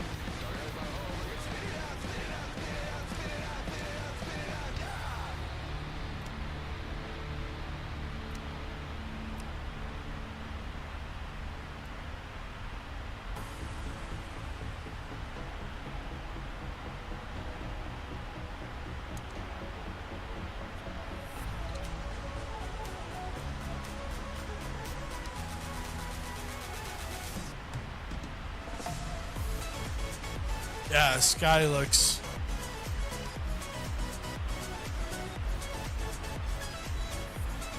Sky looks fantastic. I was watching some videos because, like, I've always had like the perception that 2024, it's these missions, but actually, I think there's gonna be a lot more to it. But I just don't want to see the growing pains that we had to deal with for like the first, I'd say, year and a half, 2 years. That was like very painful. Because I remember like PC users, we had like a year of pain. Then they're like, oh, we're going to now open it up to Xbox. And then Xbox, they're like, hey, well, we want this. We're like, hey, whoa, hold your shorts there. We've been waiting a year, so get in line. But, yeah, really, it looks like it's going to be like a lot of ground textures and stuff. It's going to be a lot more vivid, or like a lot better.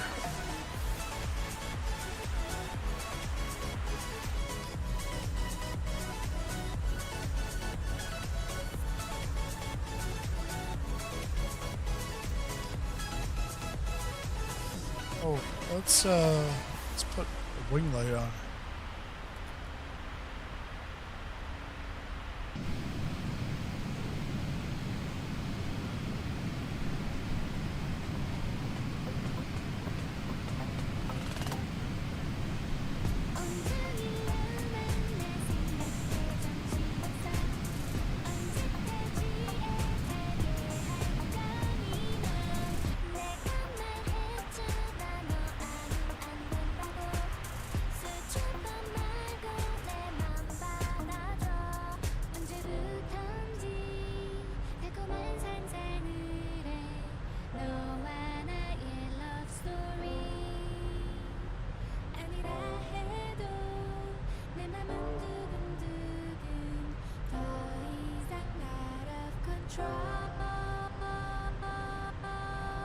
Yeah, because I was like, I'm not gonna get 2024. Like, it's a gimmick. Just like adding missions for like casual users. But now seeing some stuff recently from coming out of the Flight Sim Expo, I think it should be even better. And if I can get this view with and increase the FPS, I'd be happy with that too. But what it's more so because when we first got Flight Simulator, they had all these things put on the list of like what they were gonna work on, and then all of a sudden that stuff got pushed off, and then it's like, oh yeah, we're gonna come out with 2024, and you'll still have to wait like a year or two later to have those features that you want. And it's like, what? Because I think like shared cockpit, I don't think we're gonna have shared cockpit in 2024, at least not for a year or two.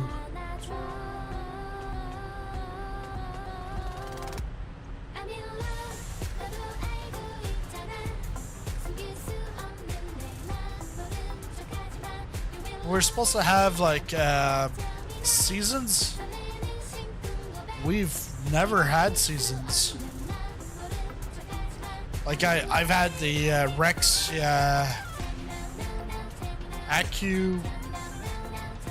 AccuSeasons or whatever. And to be honest, if I had to pay for it, I'd be like, yeah, it is a waste of money.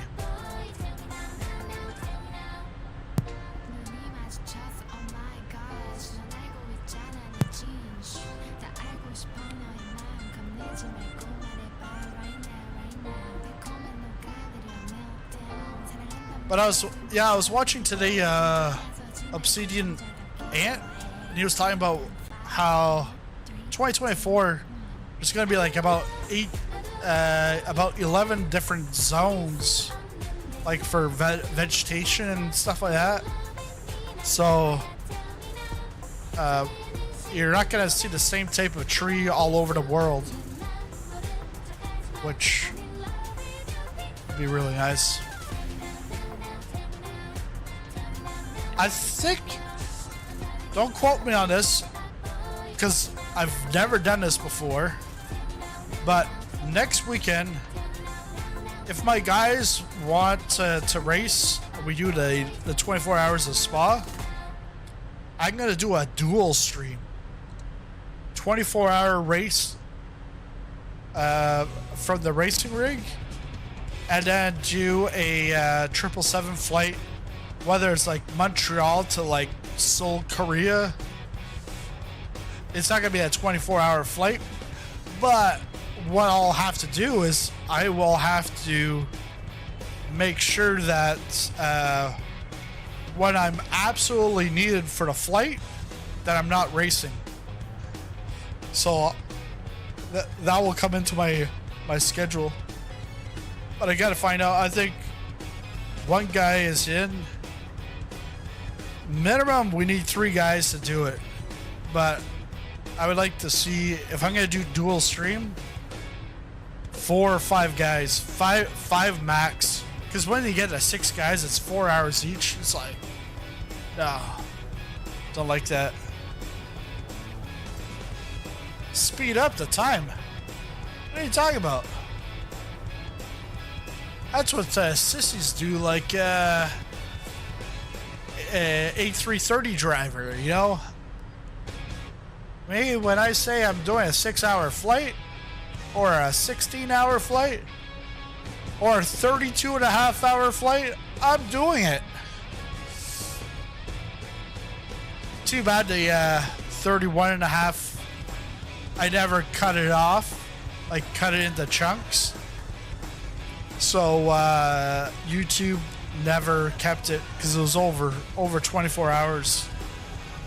That was a Cessna 152 from Halifax to San Diego. I think it was 10 legs to the flight. Oh, I think it's doing the lighting thing.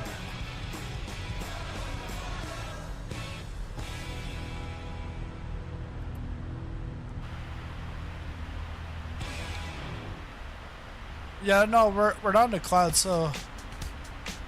But I really don't have any lights on other than the wing lights.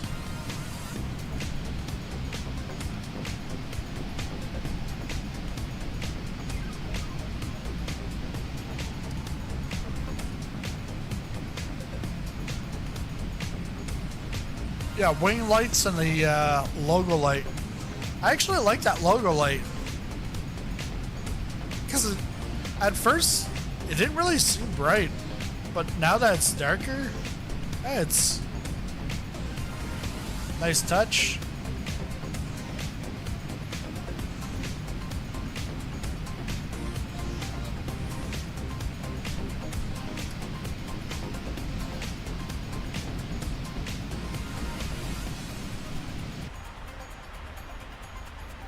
Oh yeah, it's getting brighter in here.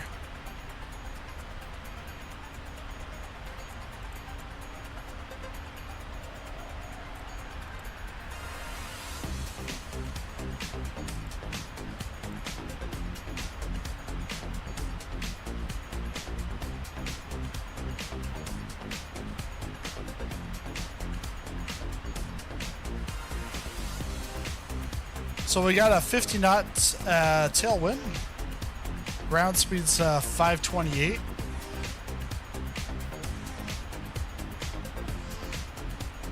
And I thought the cruising altitude was going to be 350, but it's initial 350.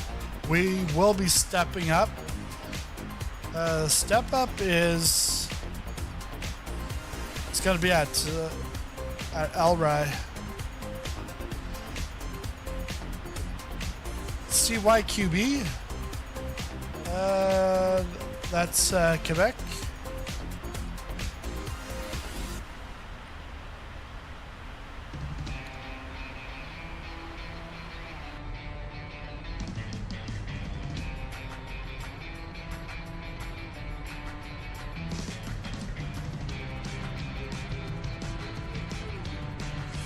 And if you haven't already, make sure to smash that like button. Greatly appreciated. Whether it helps with the algorithm or not, to me, it doesn't matter. It's greatly appreciated. It just shows me that you're enjoying the content, and you know, that's why I'm here. Because you know, the fly 6.5 hours plus another hour, 2 hours on the ground. That's a long time on your own.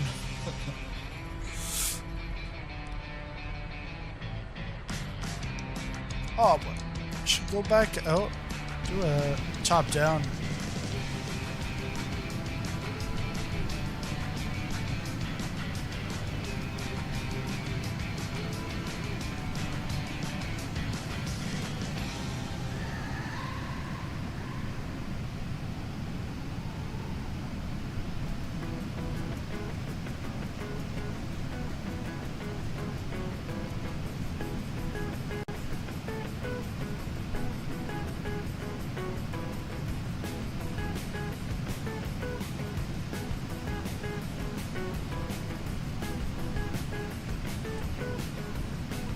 So yeah, next weekend, 24 hours of spa.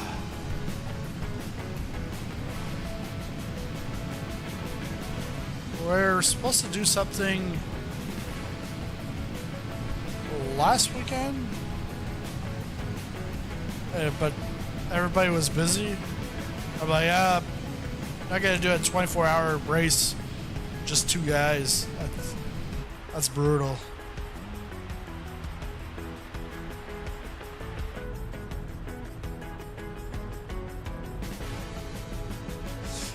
But I hopefully, if I can get it done before I take off tomorrow, I'll have a review of Flight Beams San Francisco. I'll probably release it maybe on Tuesday. Then got some Football Manager stuff, but what I did was because I was playing Football Manager on this computer, and then or on the old computer, but this at this station, at this desk, and I found it was like super slow just trying to get through a couple of weeks. Because the other one's 9900 9900K i9 9900K, yeah, 28 Ti. While this machine that the new machine was on the racing rig. That's how it, because pretty much everything was going to be on the racing rig. But then I used to have a play seat, and a play seat you can pull that out, and I slide in a 3x3 folding desk that I could go flight simming or office work or whatever. But now with the new setup, I've actually got an 80/20 rig, and there's actually 2 bars. It's Next Level Racing Elite GT. So the 2 bars, I actually have them on the other side of the monitors. The other thing is my direct drive wheel that I like. It was like about like a $1,200 upgrade in Canadian dollars. So that's about like $12 US. You know, not that much. But yeah, it's like an upgrade that goes into like a divorce territory. But the direct drive wheel, the base is behind the monitor, and then the shaft goes under the monitor and comes out. So then the actual wheel, the rim clamp goes on, but it's a quick release. But it's a quick release. It's a slow release. I got a pin that I have to go on the other side of the monitors to take off, so I can take off that rim, but the rim is about like 3 to 4 inches from the monitors, because when you're racing, you want to be as close to the monitors as possible, just so you can have your FOV, your field of view, at its best. And so I've got that, and then with a sparkle seat with a seat slider, the seat can slide back, and I can take off that rim, but there's really not much real estate. Like, I can't hook up this Boeing Yoke on there because the direct drive, like the SimiCube 2 Pro, is there. There's nothing to clamp onto. Like, there's like a bar, but the real estate's already taken up. So I was like, to have this, to use this stand-up desk for flight sim and office work, I'm like, yeah, but I only have a 1080p monitor. So that's when I got this monitor, 32-inch gigabyte, and it's a 1440. So I moved that over, and yeah, so I was into Football Manager. I'm like, this is super slow. Well, iRacing doesn't really require a lot. I could race and stream on the old PC. So what I did, probably like Thursday or Friday, I actually just swap them out. So now, brand new PCs over here, brand new as in like from a year ago now. And so now I can do simming, like flight sim. I can do DCS, Football Manager, The Hunter, Call of the Wild. I think I'm going to do that. Well, I actually bought a couple of the DLCs for the Hunter, Call of the Wild. I think the latest one is like a tiger reserve in like India. Then there's like a reserve in South Africa or something.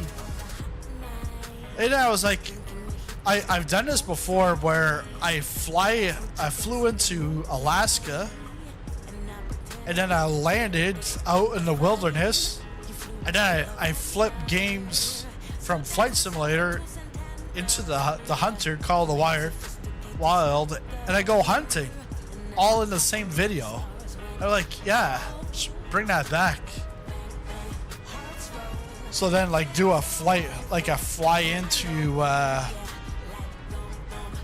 like Nairobi or something, and then you land on like a strip out in the bush lane, and then you flip into the Hunter. It's nice.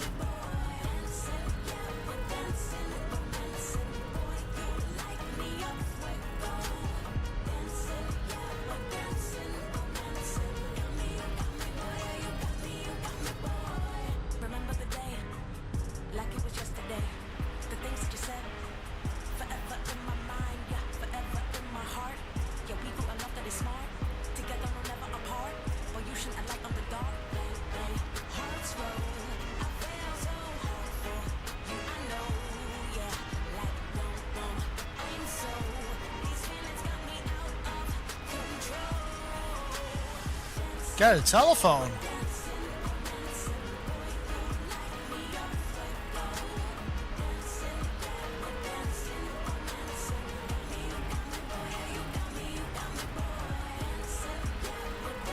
Oh yeah.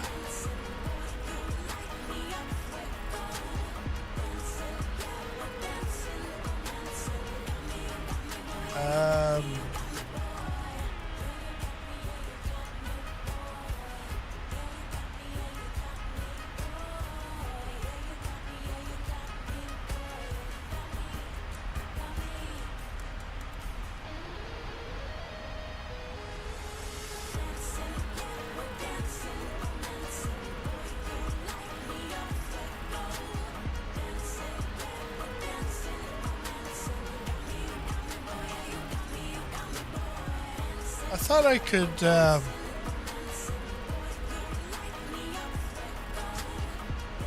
cabin lighting.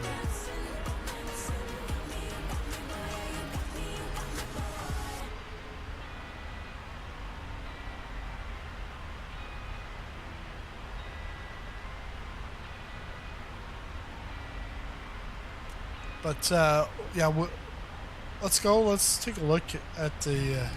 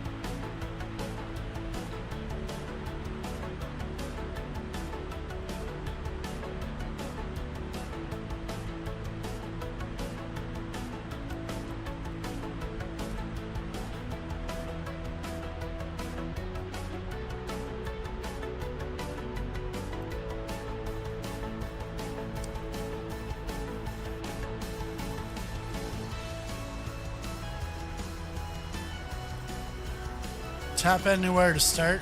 Montreal. Hey, actually, I was there last week before. I think yeah, you can start seeing it. I think the La Ronde, the Six Flags, is on this side, I think. I don't know.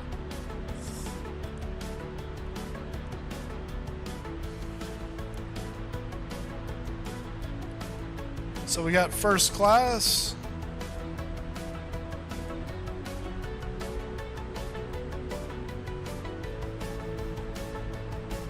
And then this should be business class.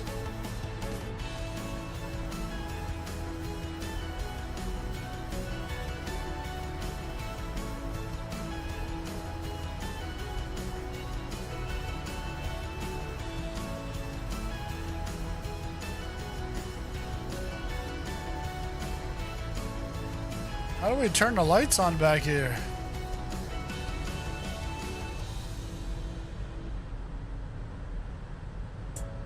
Then this is all coach.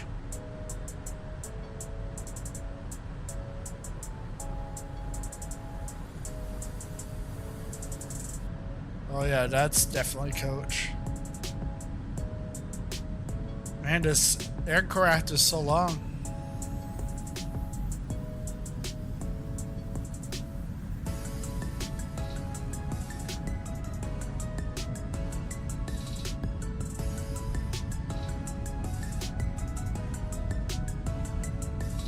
Actually, the noise changes back here because you're now behind the engines.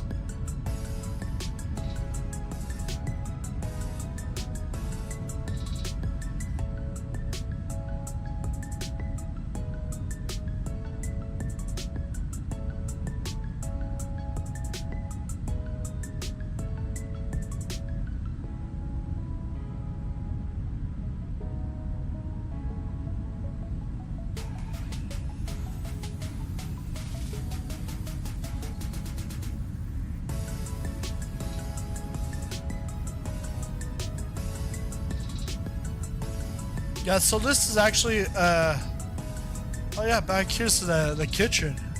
Nice.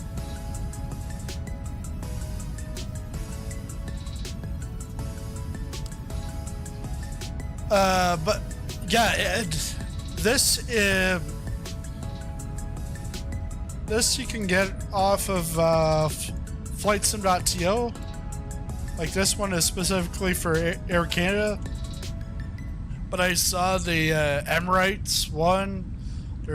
I've got one for United. And like, so the interior's like, yeah, it's like authentic interiors.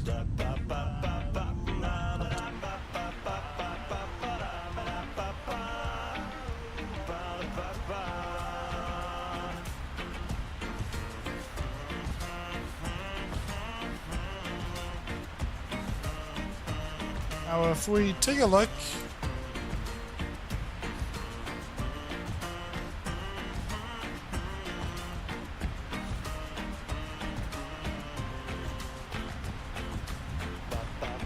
so we're still in Quebec. We're gonna go right to Gaspé.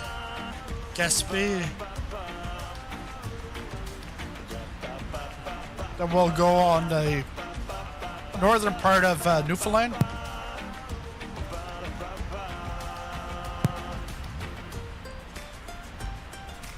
And I think our E-tops is for Gander.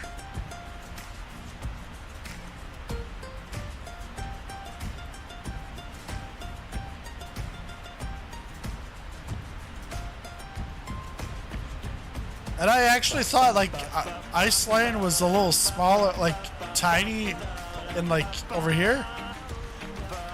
But look at Iceland; it's like half the size of the UK.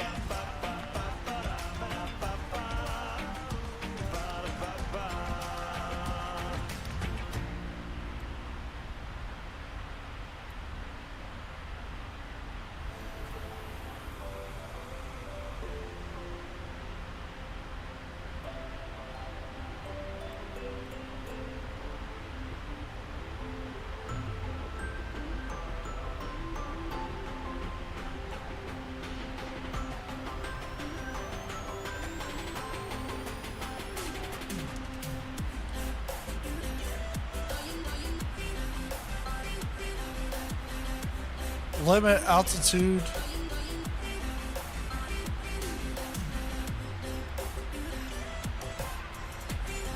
.365.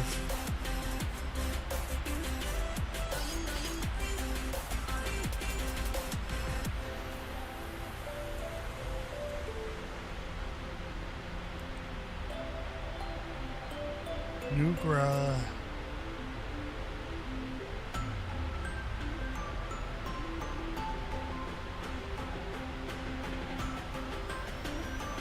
Oh yeah?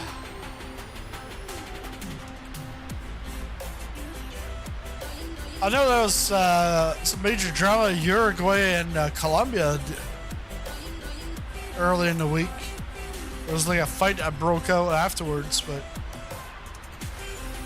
on the pitch? Whoa.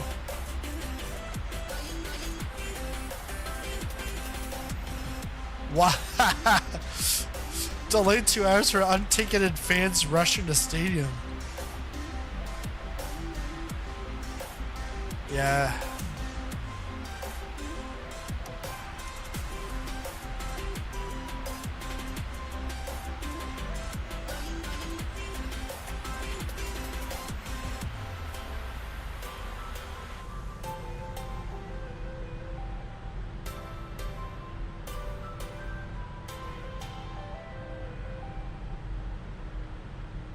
Thousands of ticketed fans who paid thousands for tickets are left outside. Wow. But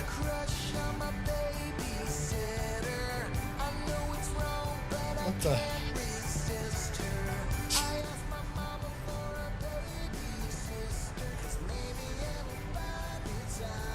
What the? That is like bad. But if it was in South America, I think the issue would be even more amplified.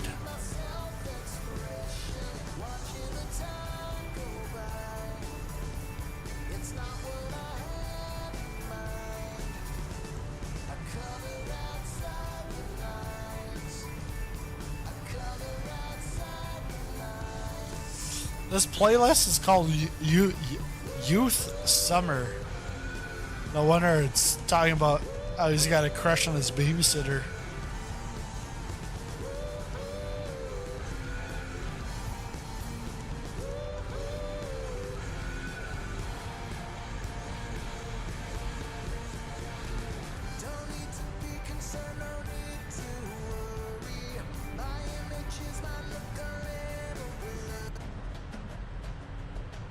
Pop-Tarts in the skate park.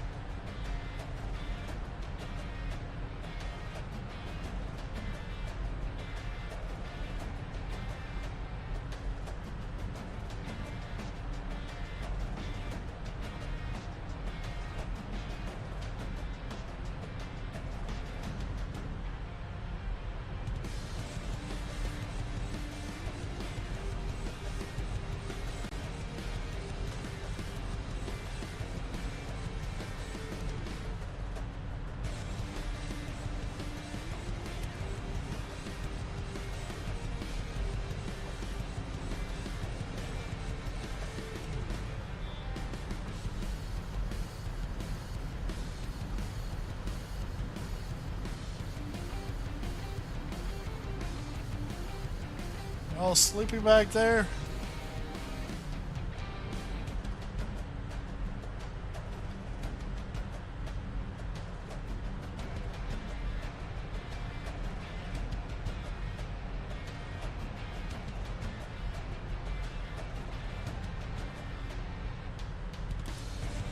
I've got to say, one of the best things for flight sim is the Tobii Eye. And I'm not just saying that because I'm a Tobii Eye ambassador. It is. It's like, go back into the cockpit, turn that on.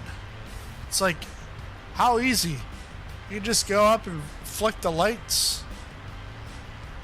You're not like, oh, I gotta move over with my mouse.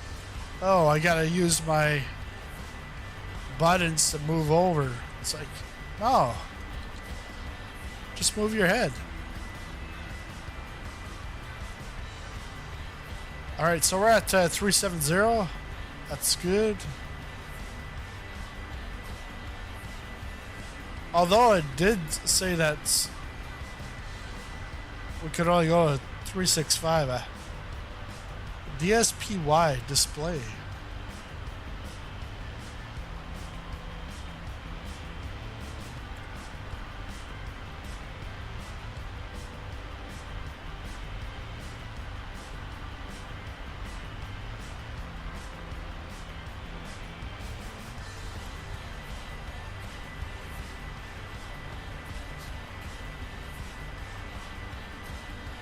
You got your volcanic ash procedures. Nice.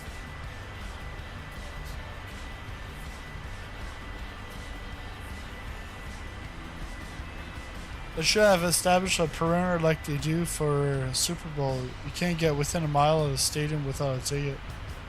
Yeah, I need to reattach mine. Yeah, What I've done is I take like some actually the solution I've got right now isn't really working because these little stickers that I got aren't sticking. But if you use like a 3M tape, double-sided tape, you tape one side to the back of that Velcro and then the other side, it's like works magic.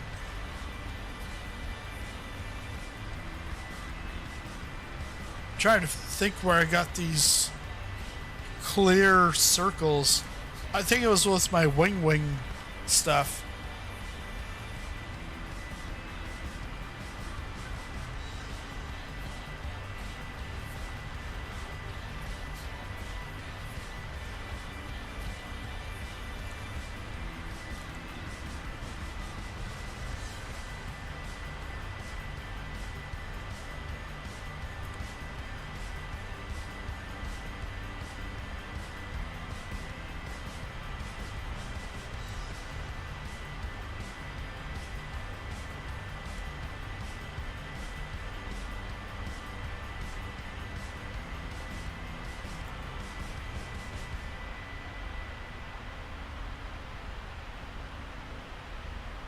Wow.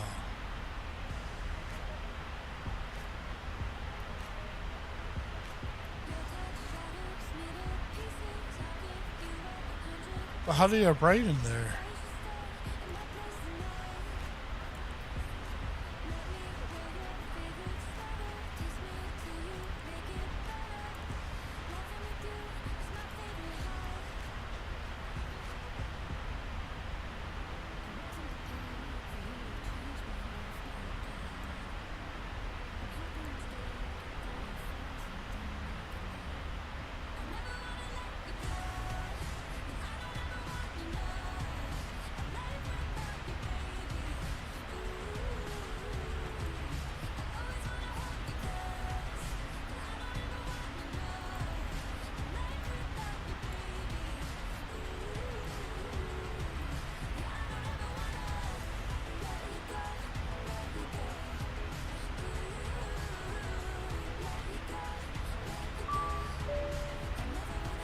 Ah, I just got it. Okay.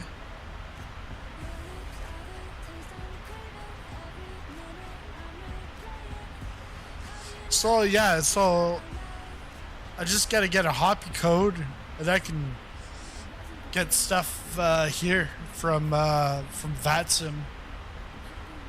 Thing is what I don't like, unless you're like in a specific event, VATSIM, you're not gonna get VATSIM coverage for 6-7 hours, or even like 16 hours. Those guys, they like, some of them, they're like manned for like 1 or 2 hours and then they're gone. It's like without warning.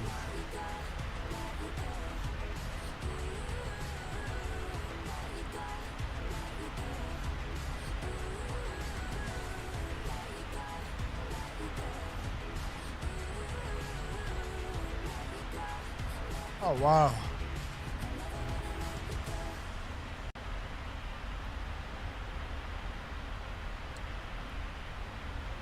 That's good to know.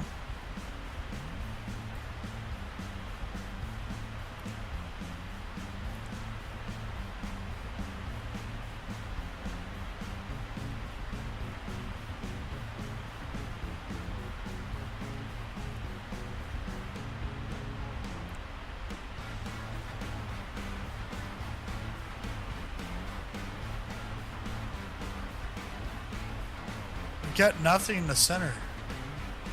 I find I barely ever have anything in the center. Not sure why. But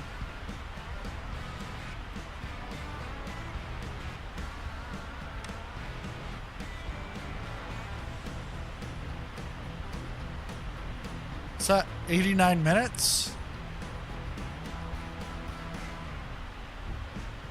Yeah. That's exactly it.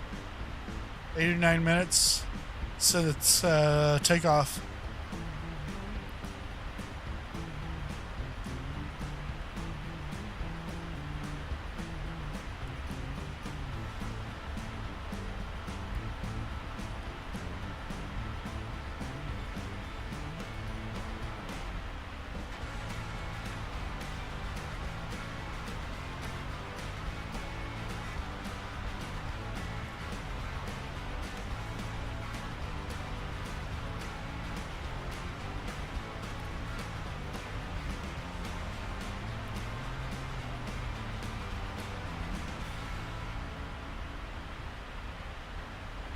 I'll try to see those cabin lights. Oh, there we go.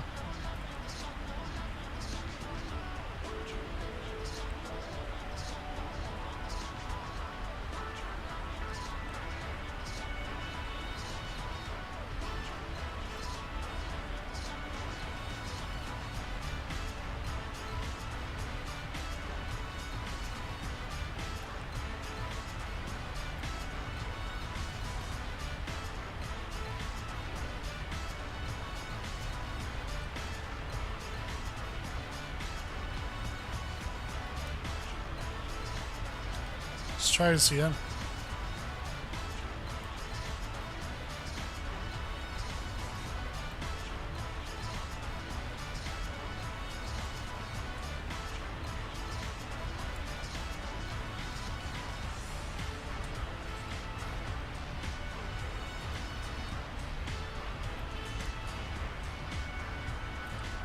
I like sort of lost my bearings here.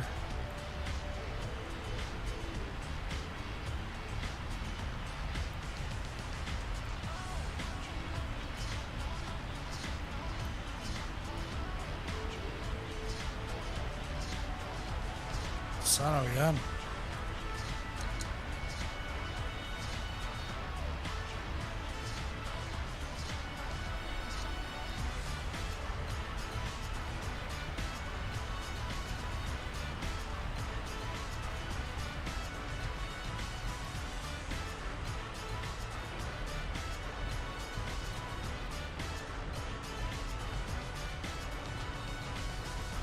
Okay, so this is 50% lighting.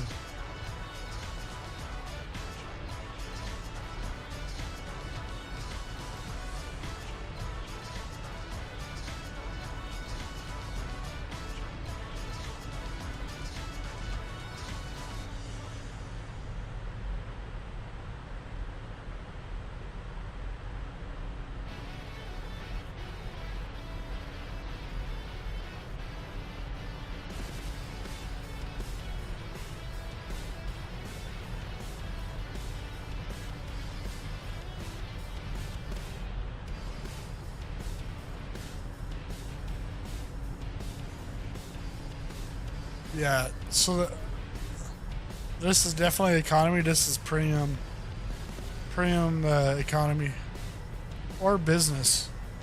But that first one is definitely first class.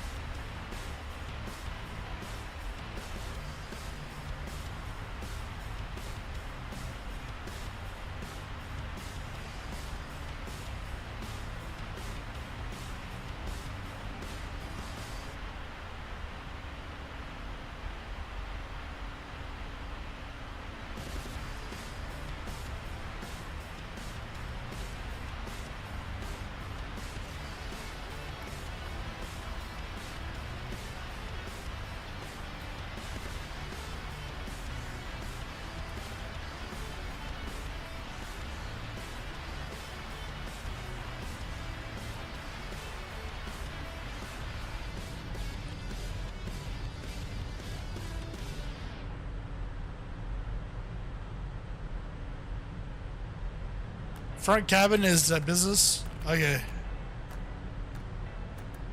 Because for first class would be the sleepers. I don't know.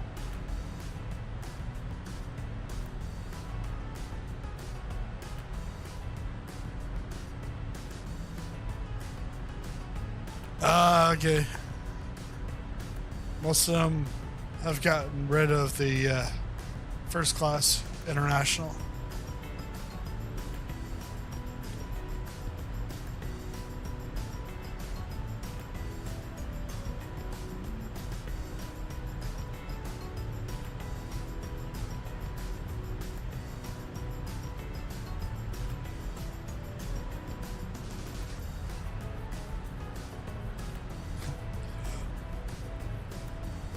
Lie flats, but their business offering is similar to what used to be called first class.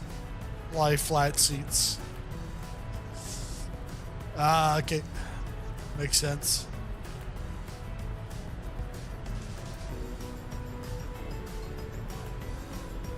Direct aisle access for all seats. Hey, could I go back on that sim rate? No. No rain checks on that.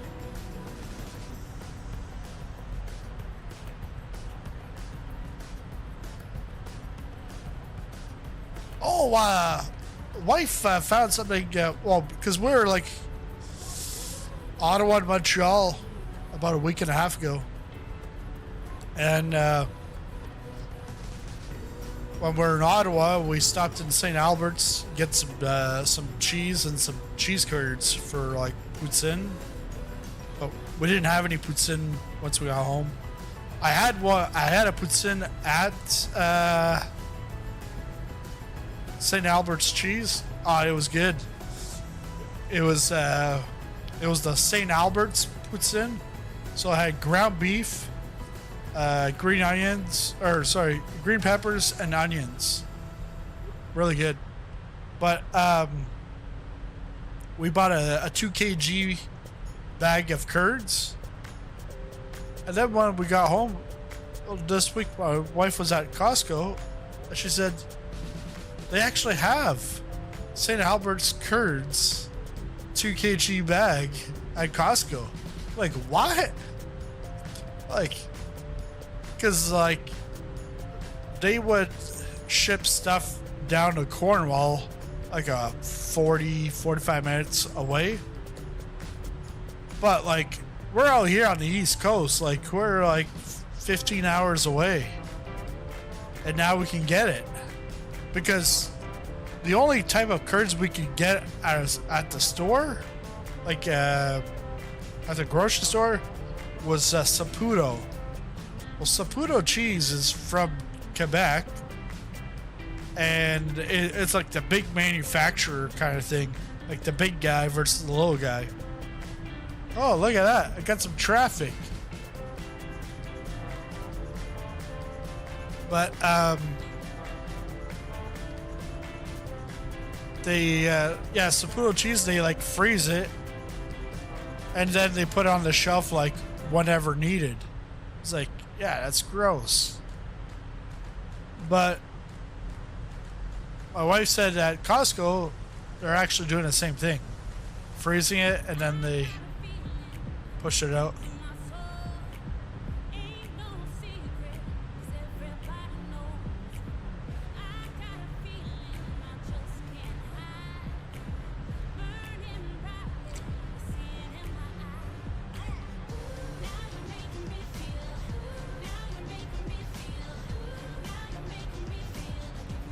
So they're coming, obviously they're coming our way.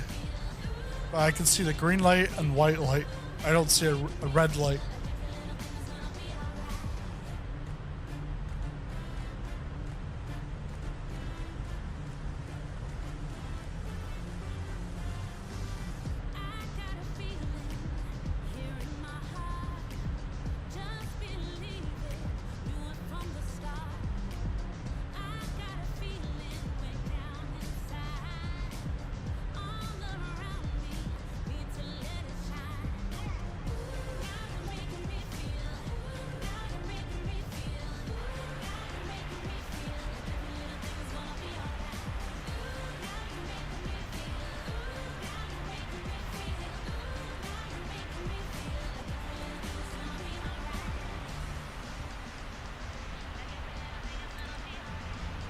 Alright, let's work on the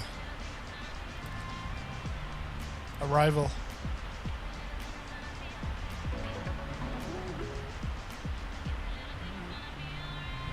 Where's my...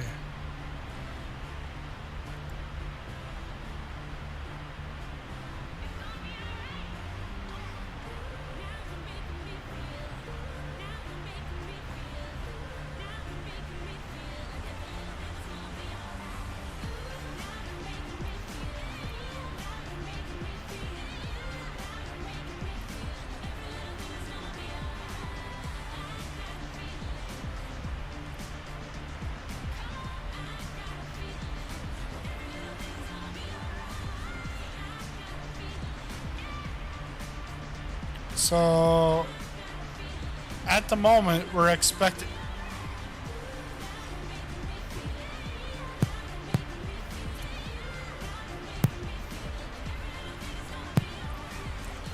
At the moment, we're expecting 27 right. Nura... let's do ILS and...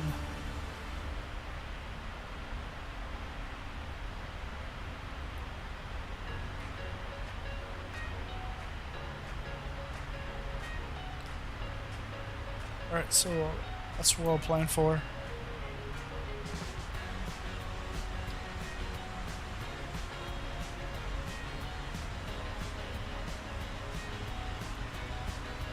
So let's go ILS 27 right.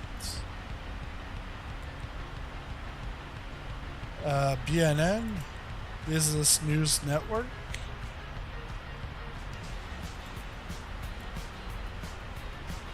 Nugri, transition done.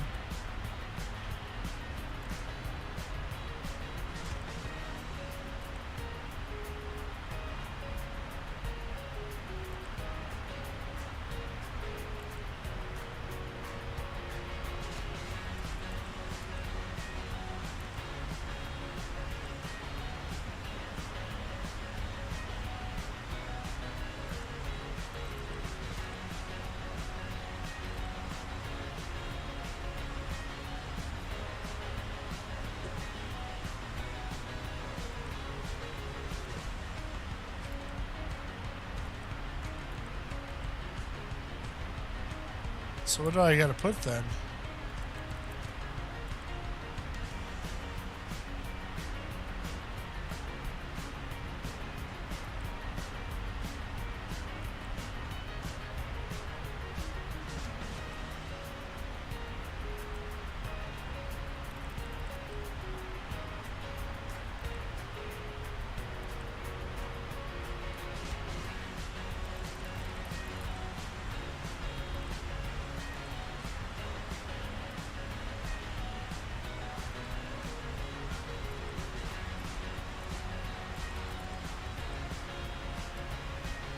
How do I set? I've done this in the past, but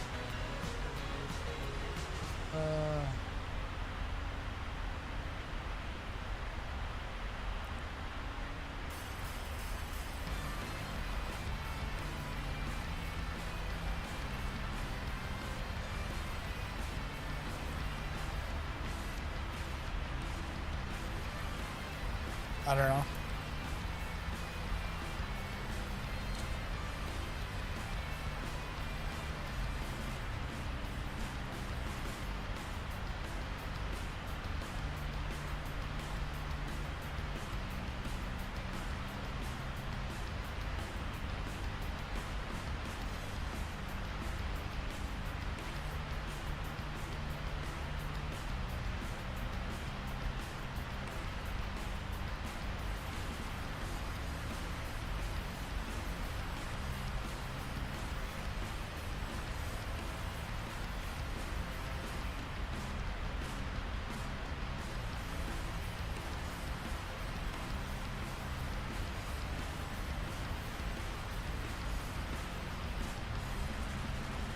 I like this. All the lighting. 737 lighting is more white than green. I'm pretty sure.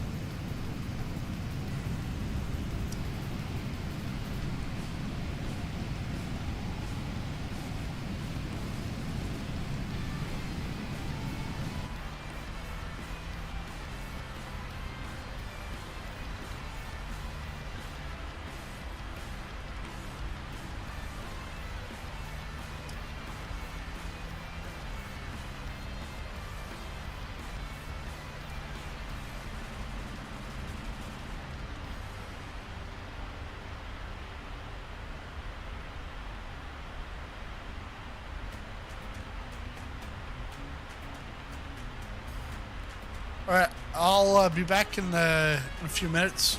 Gotta get something to eat and then continue on this journey across the pond. We're not even out of Canada yet. Son of a gun.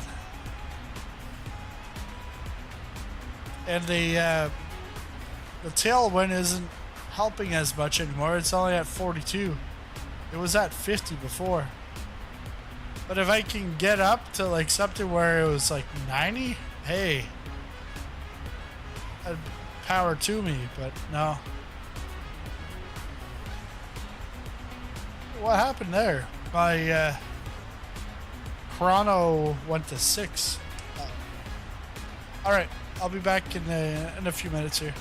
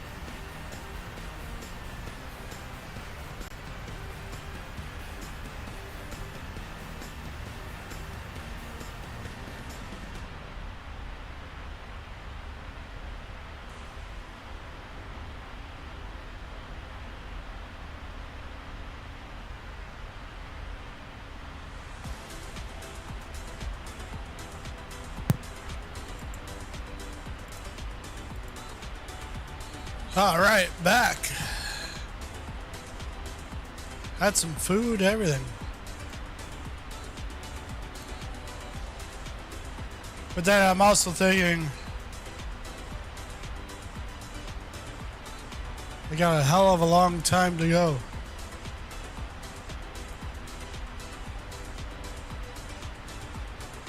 Another 4 hours. I think what I'm going to do is let's take a look at the chart.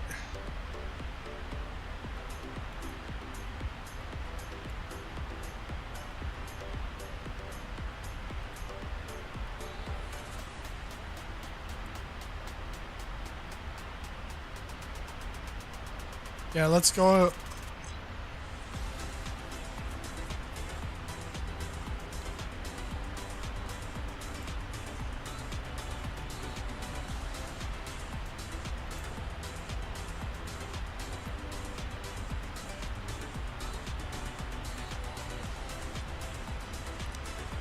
Yep, we can go to Gander.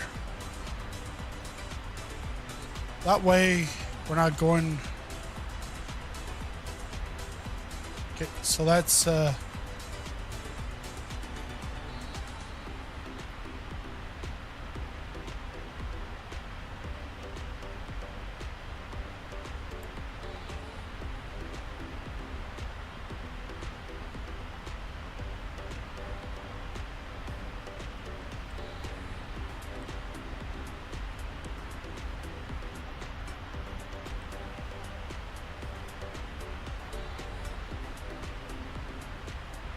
what's it? CY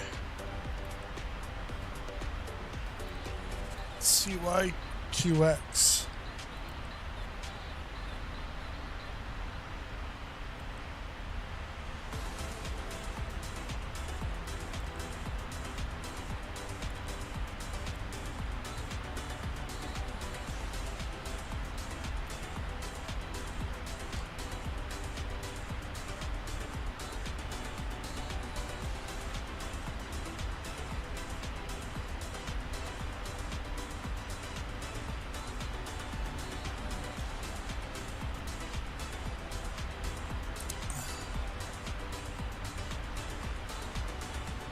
Divert now.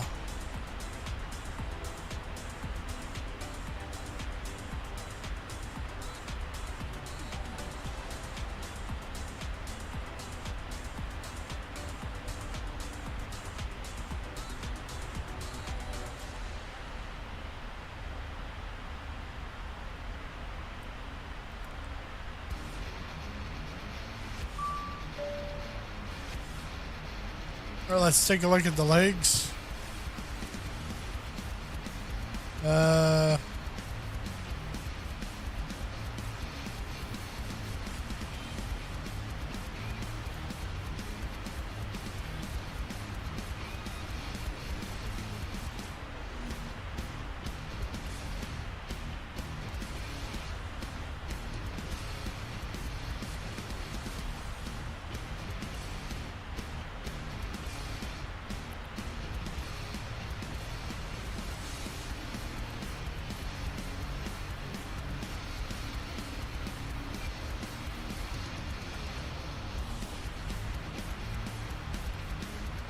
ATIS?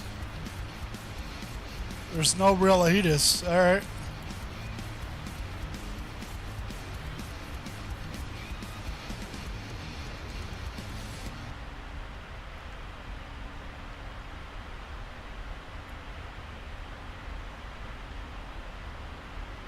So we're gonna go what? 2-1. 2-1? Or ILS.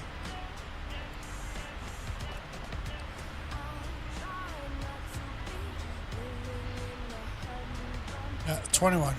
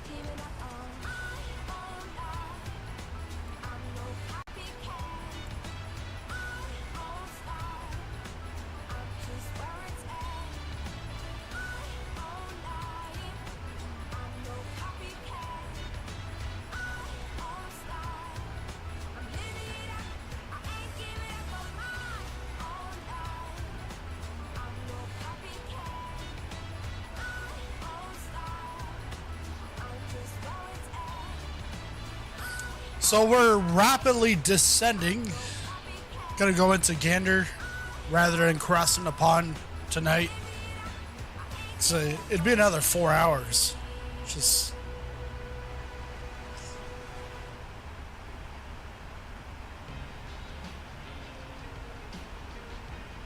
it's long. And yeah, you can do accelerated simulation.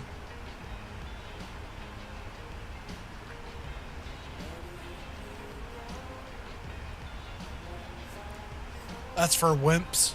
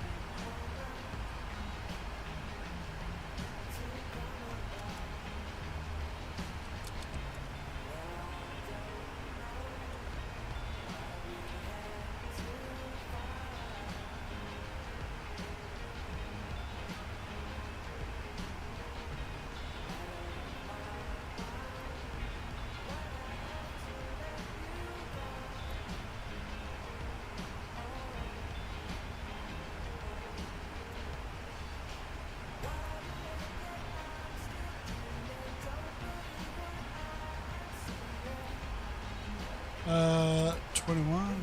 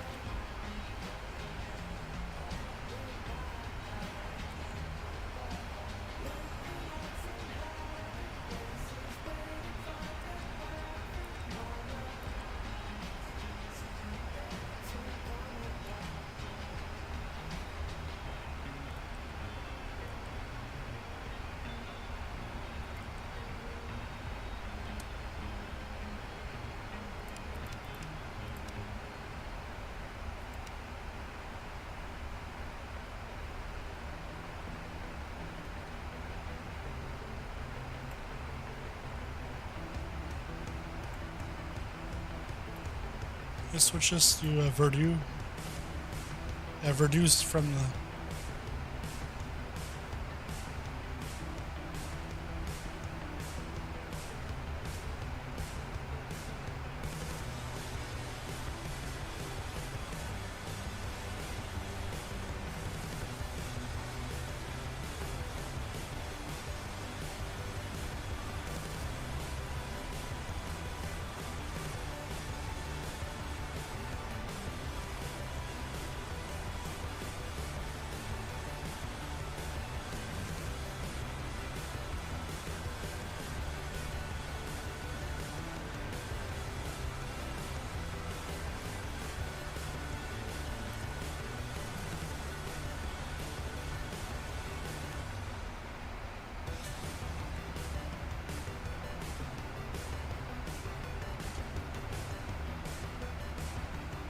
Okay, so there's the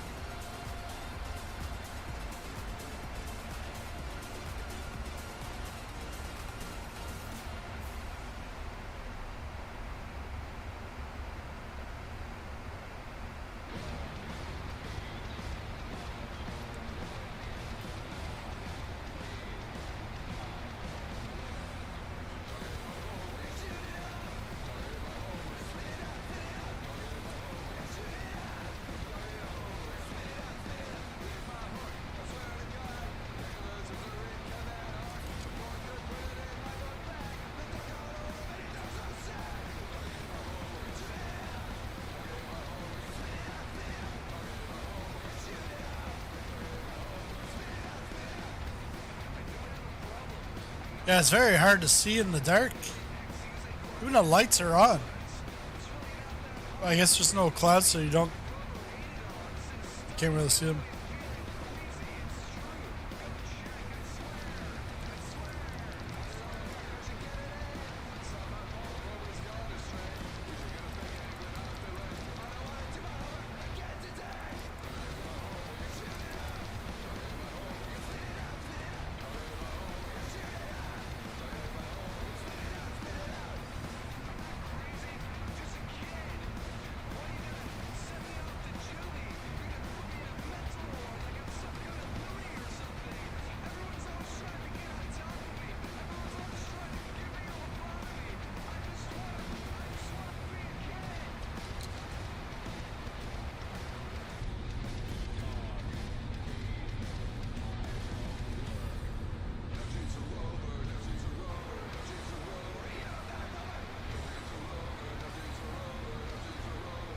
Alright, so there's Gander. They're waiting for us.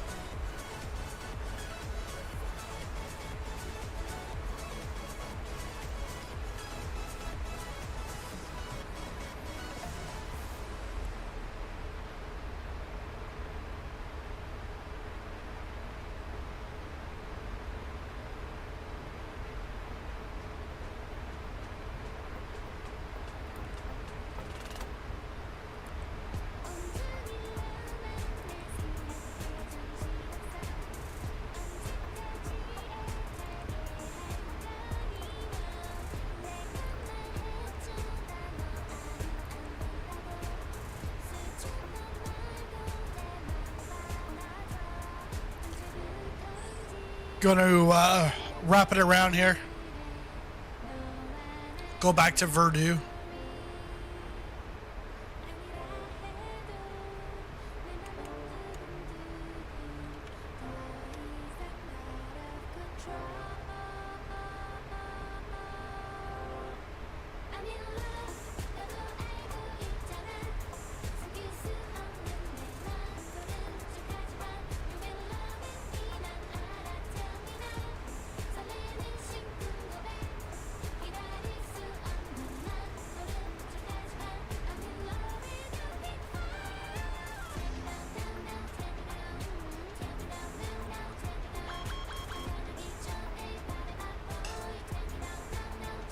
Airspeed is low.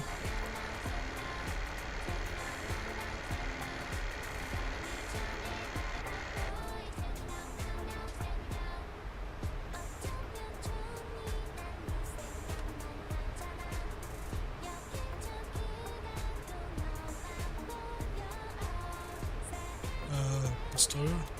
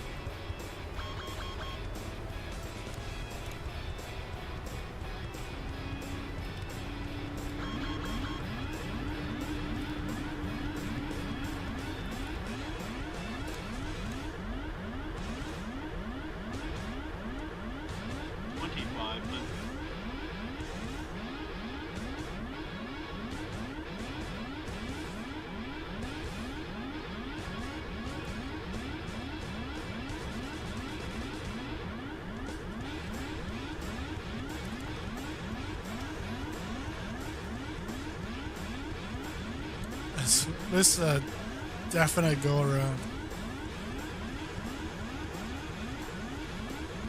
Sync rate. Sync rate. Pull up. Pull up. Pull up.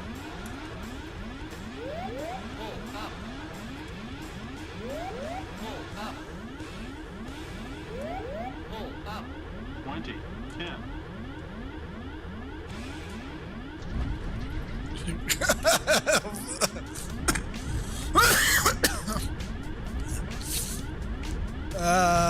All right.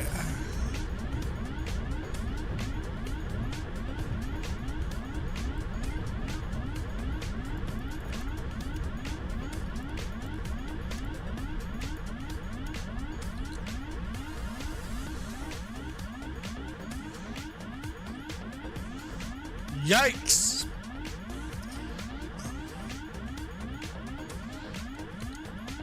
Well,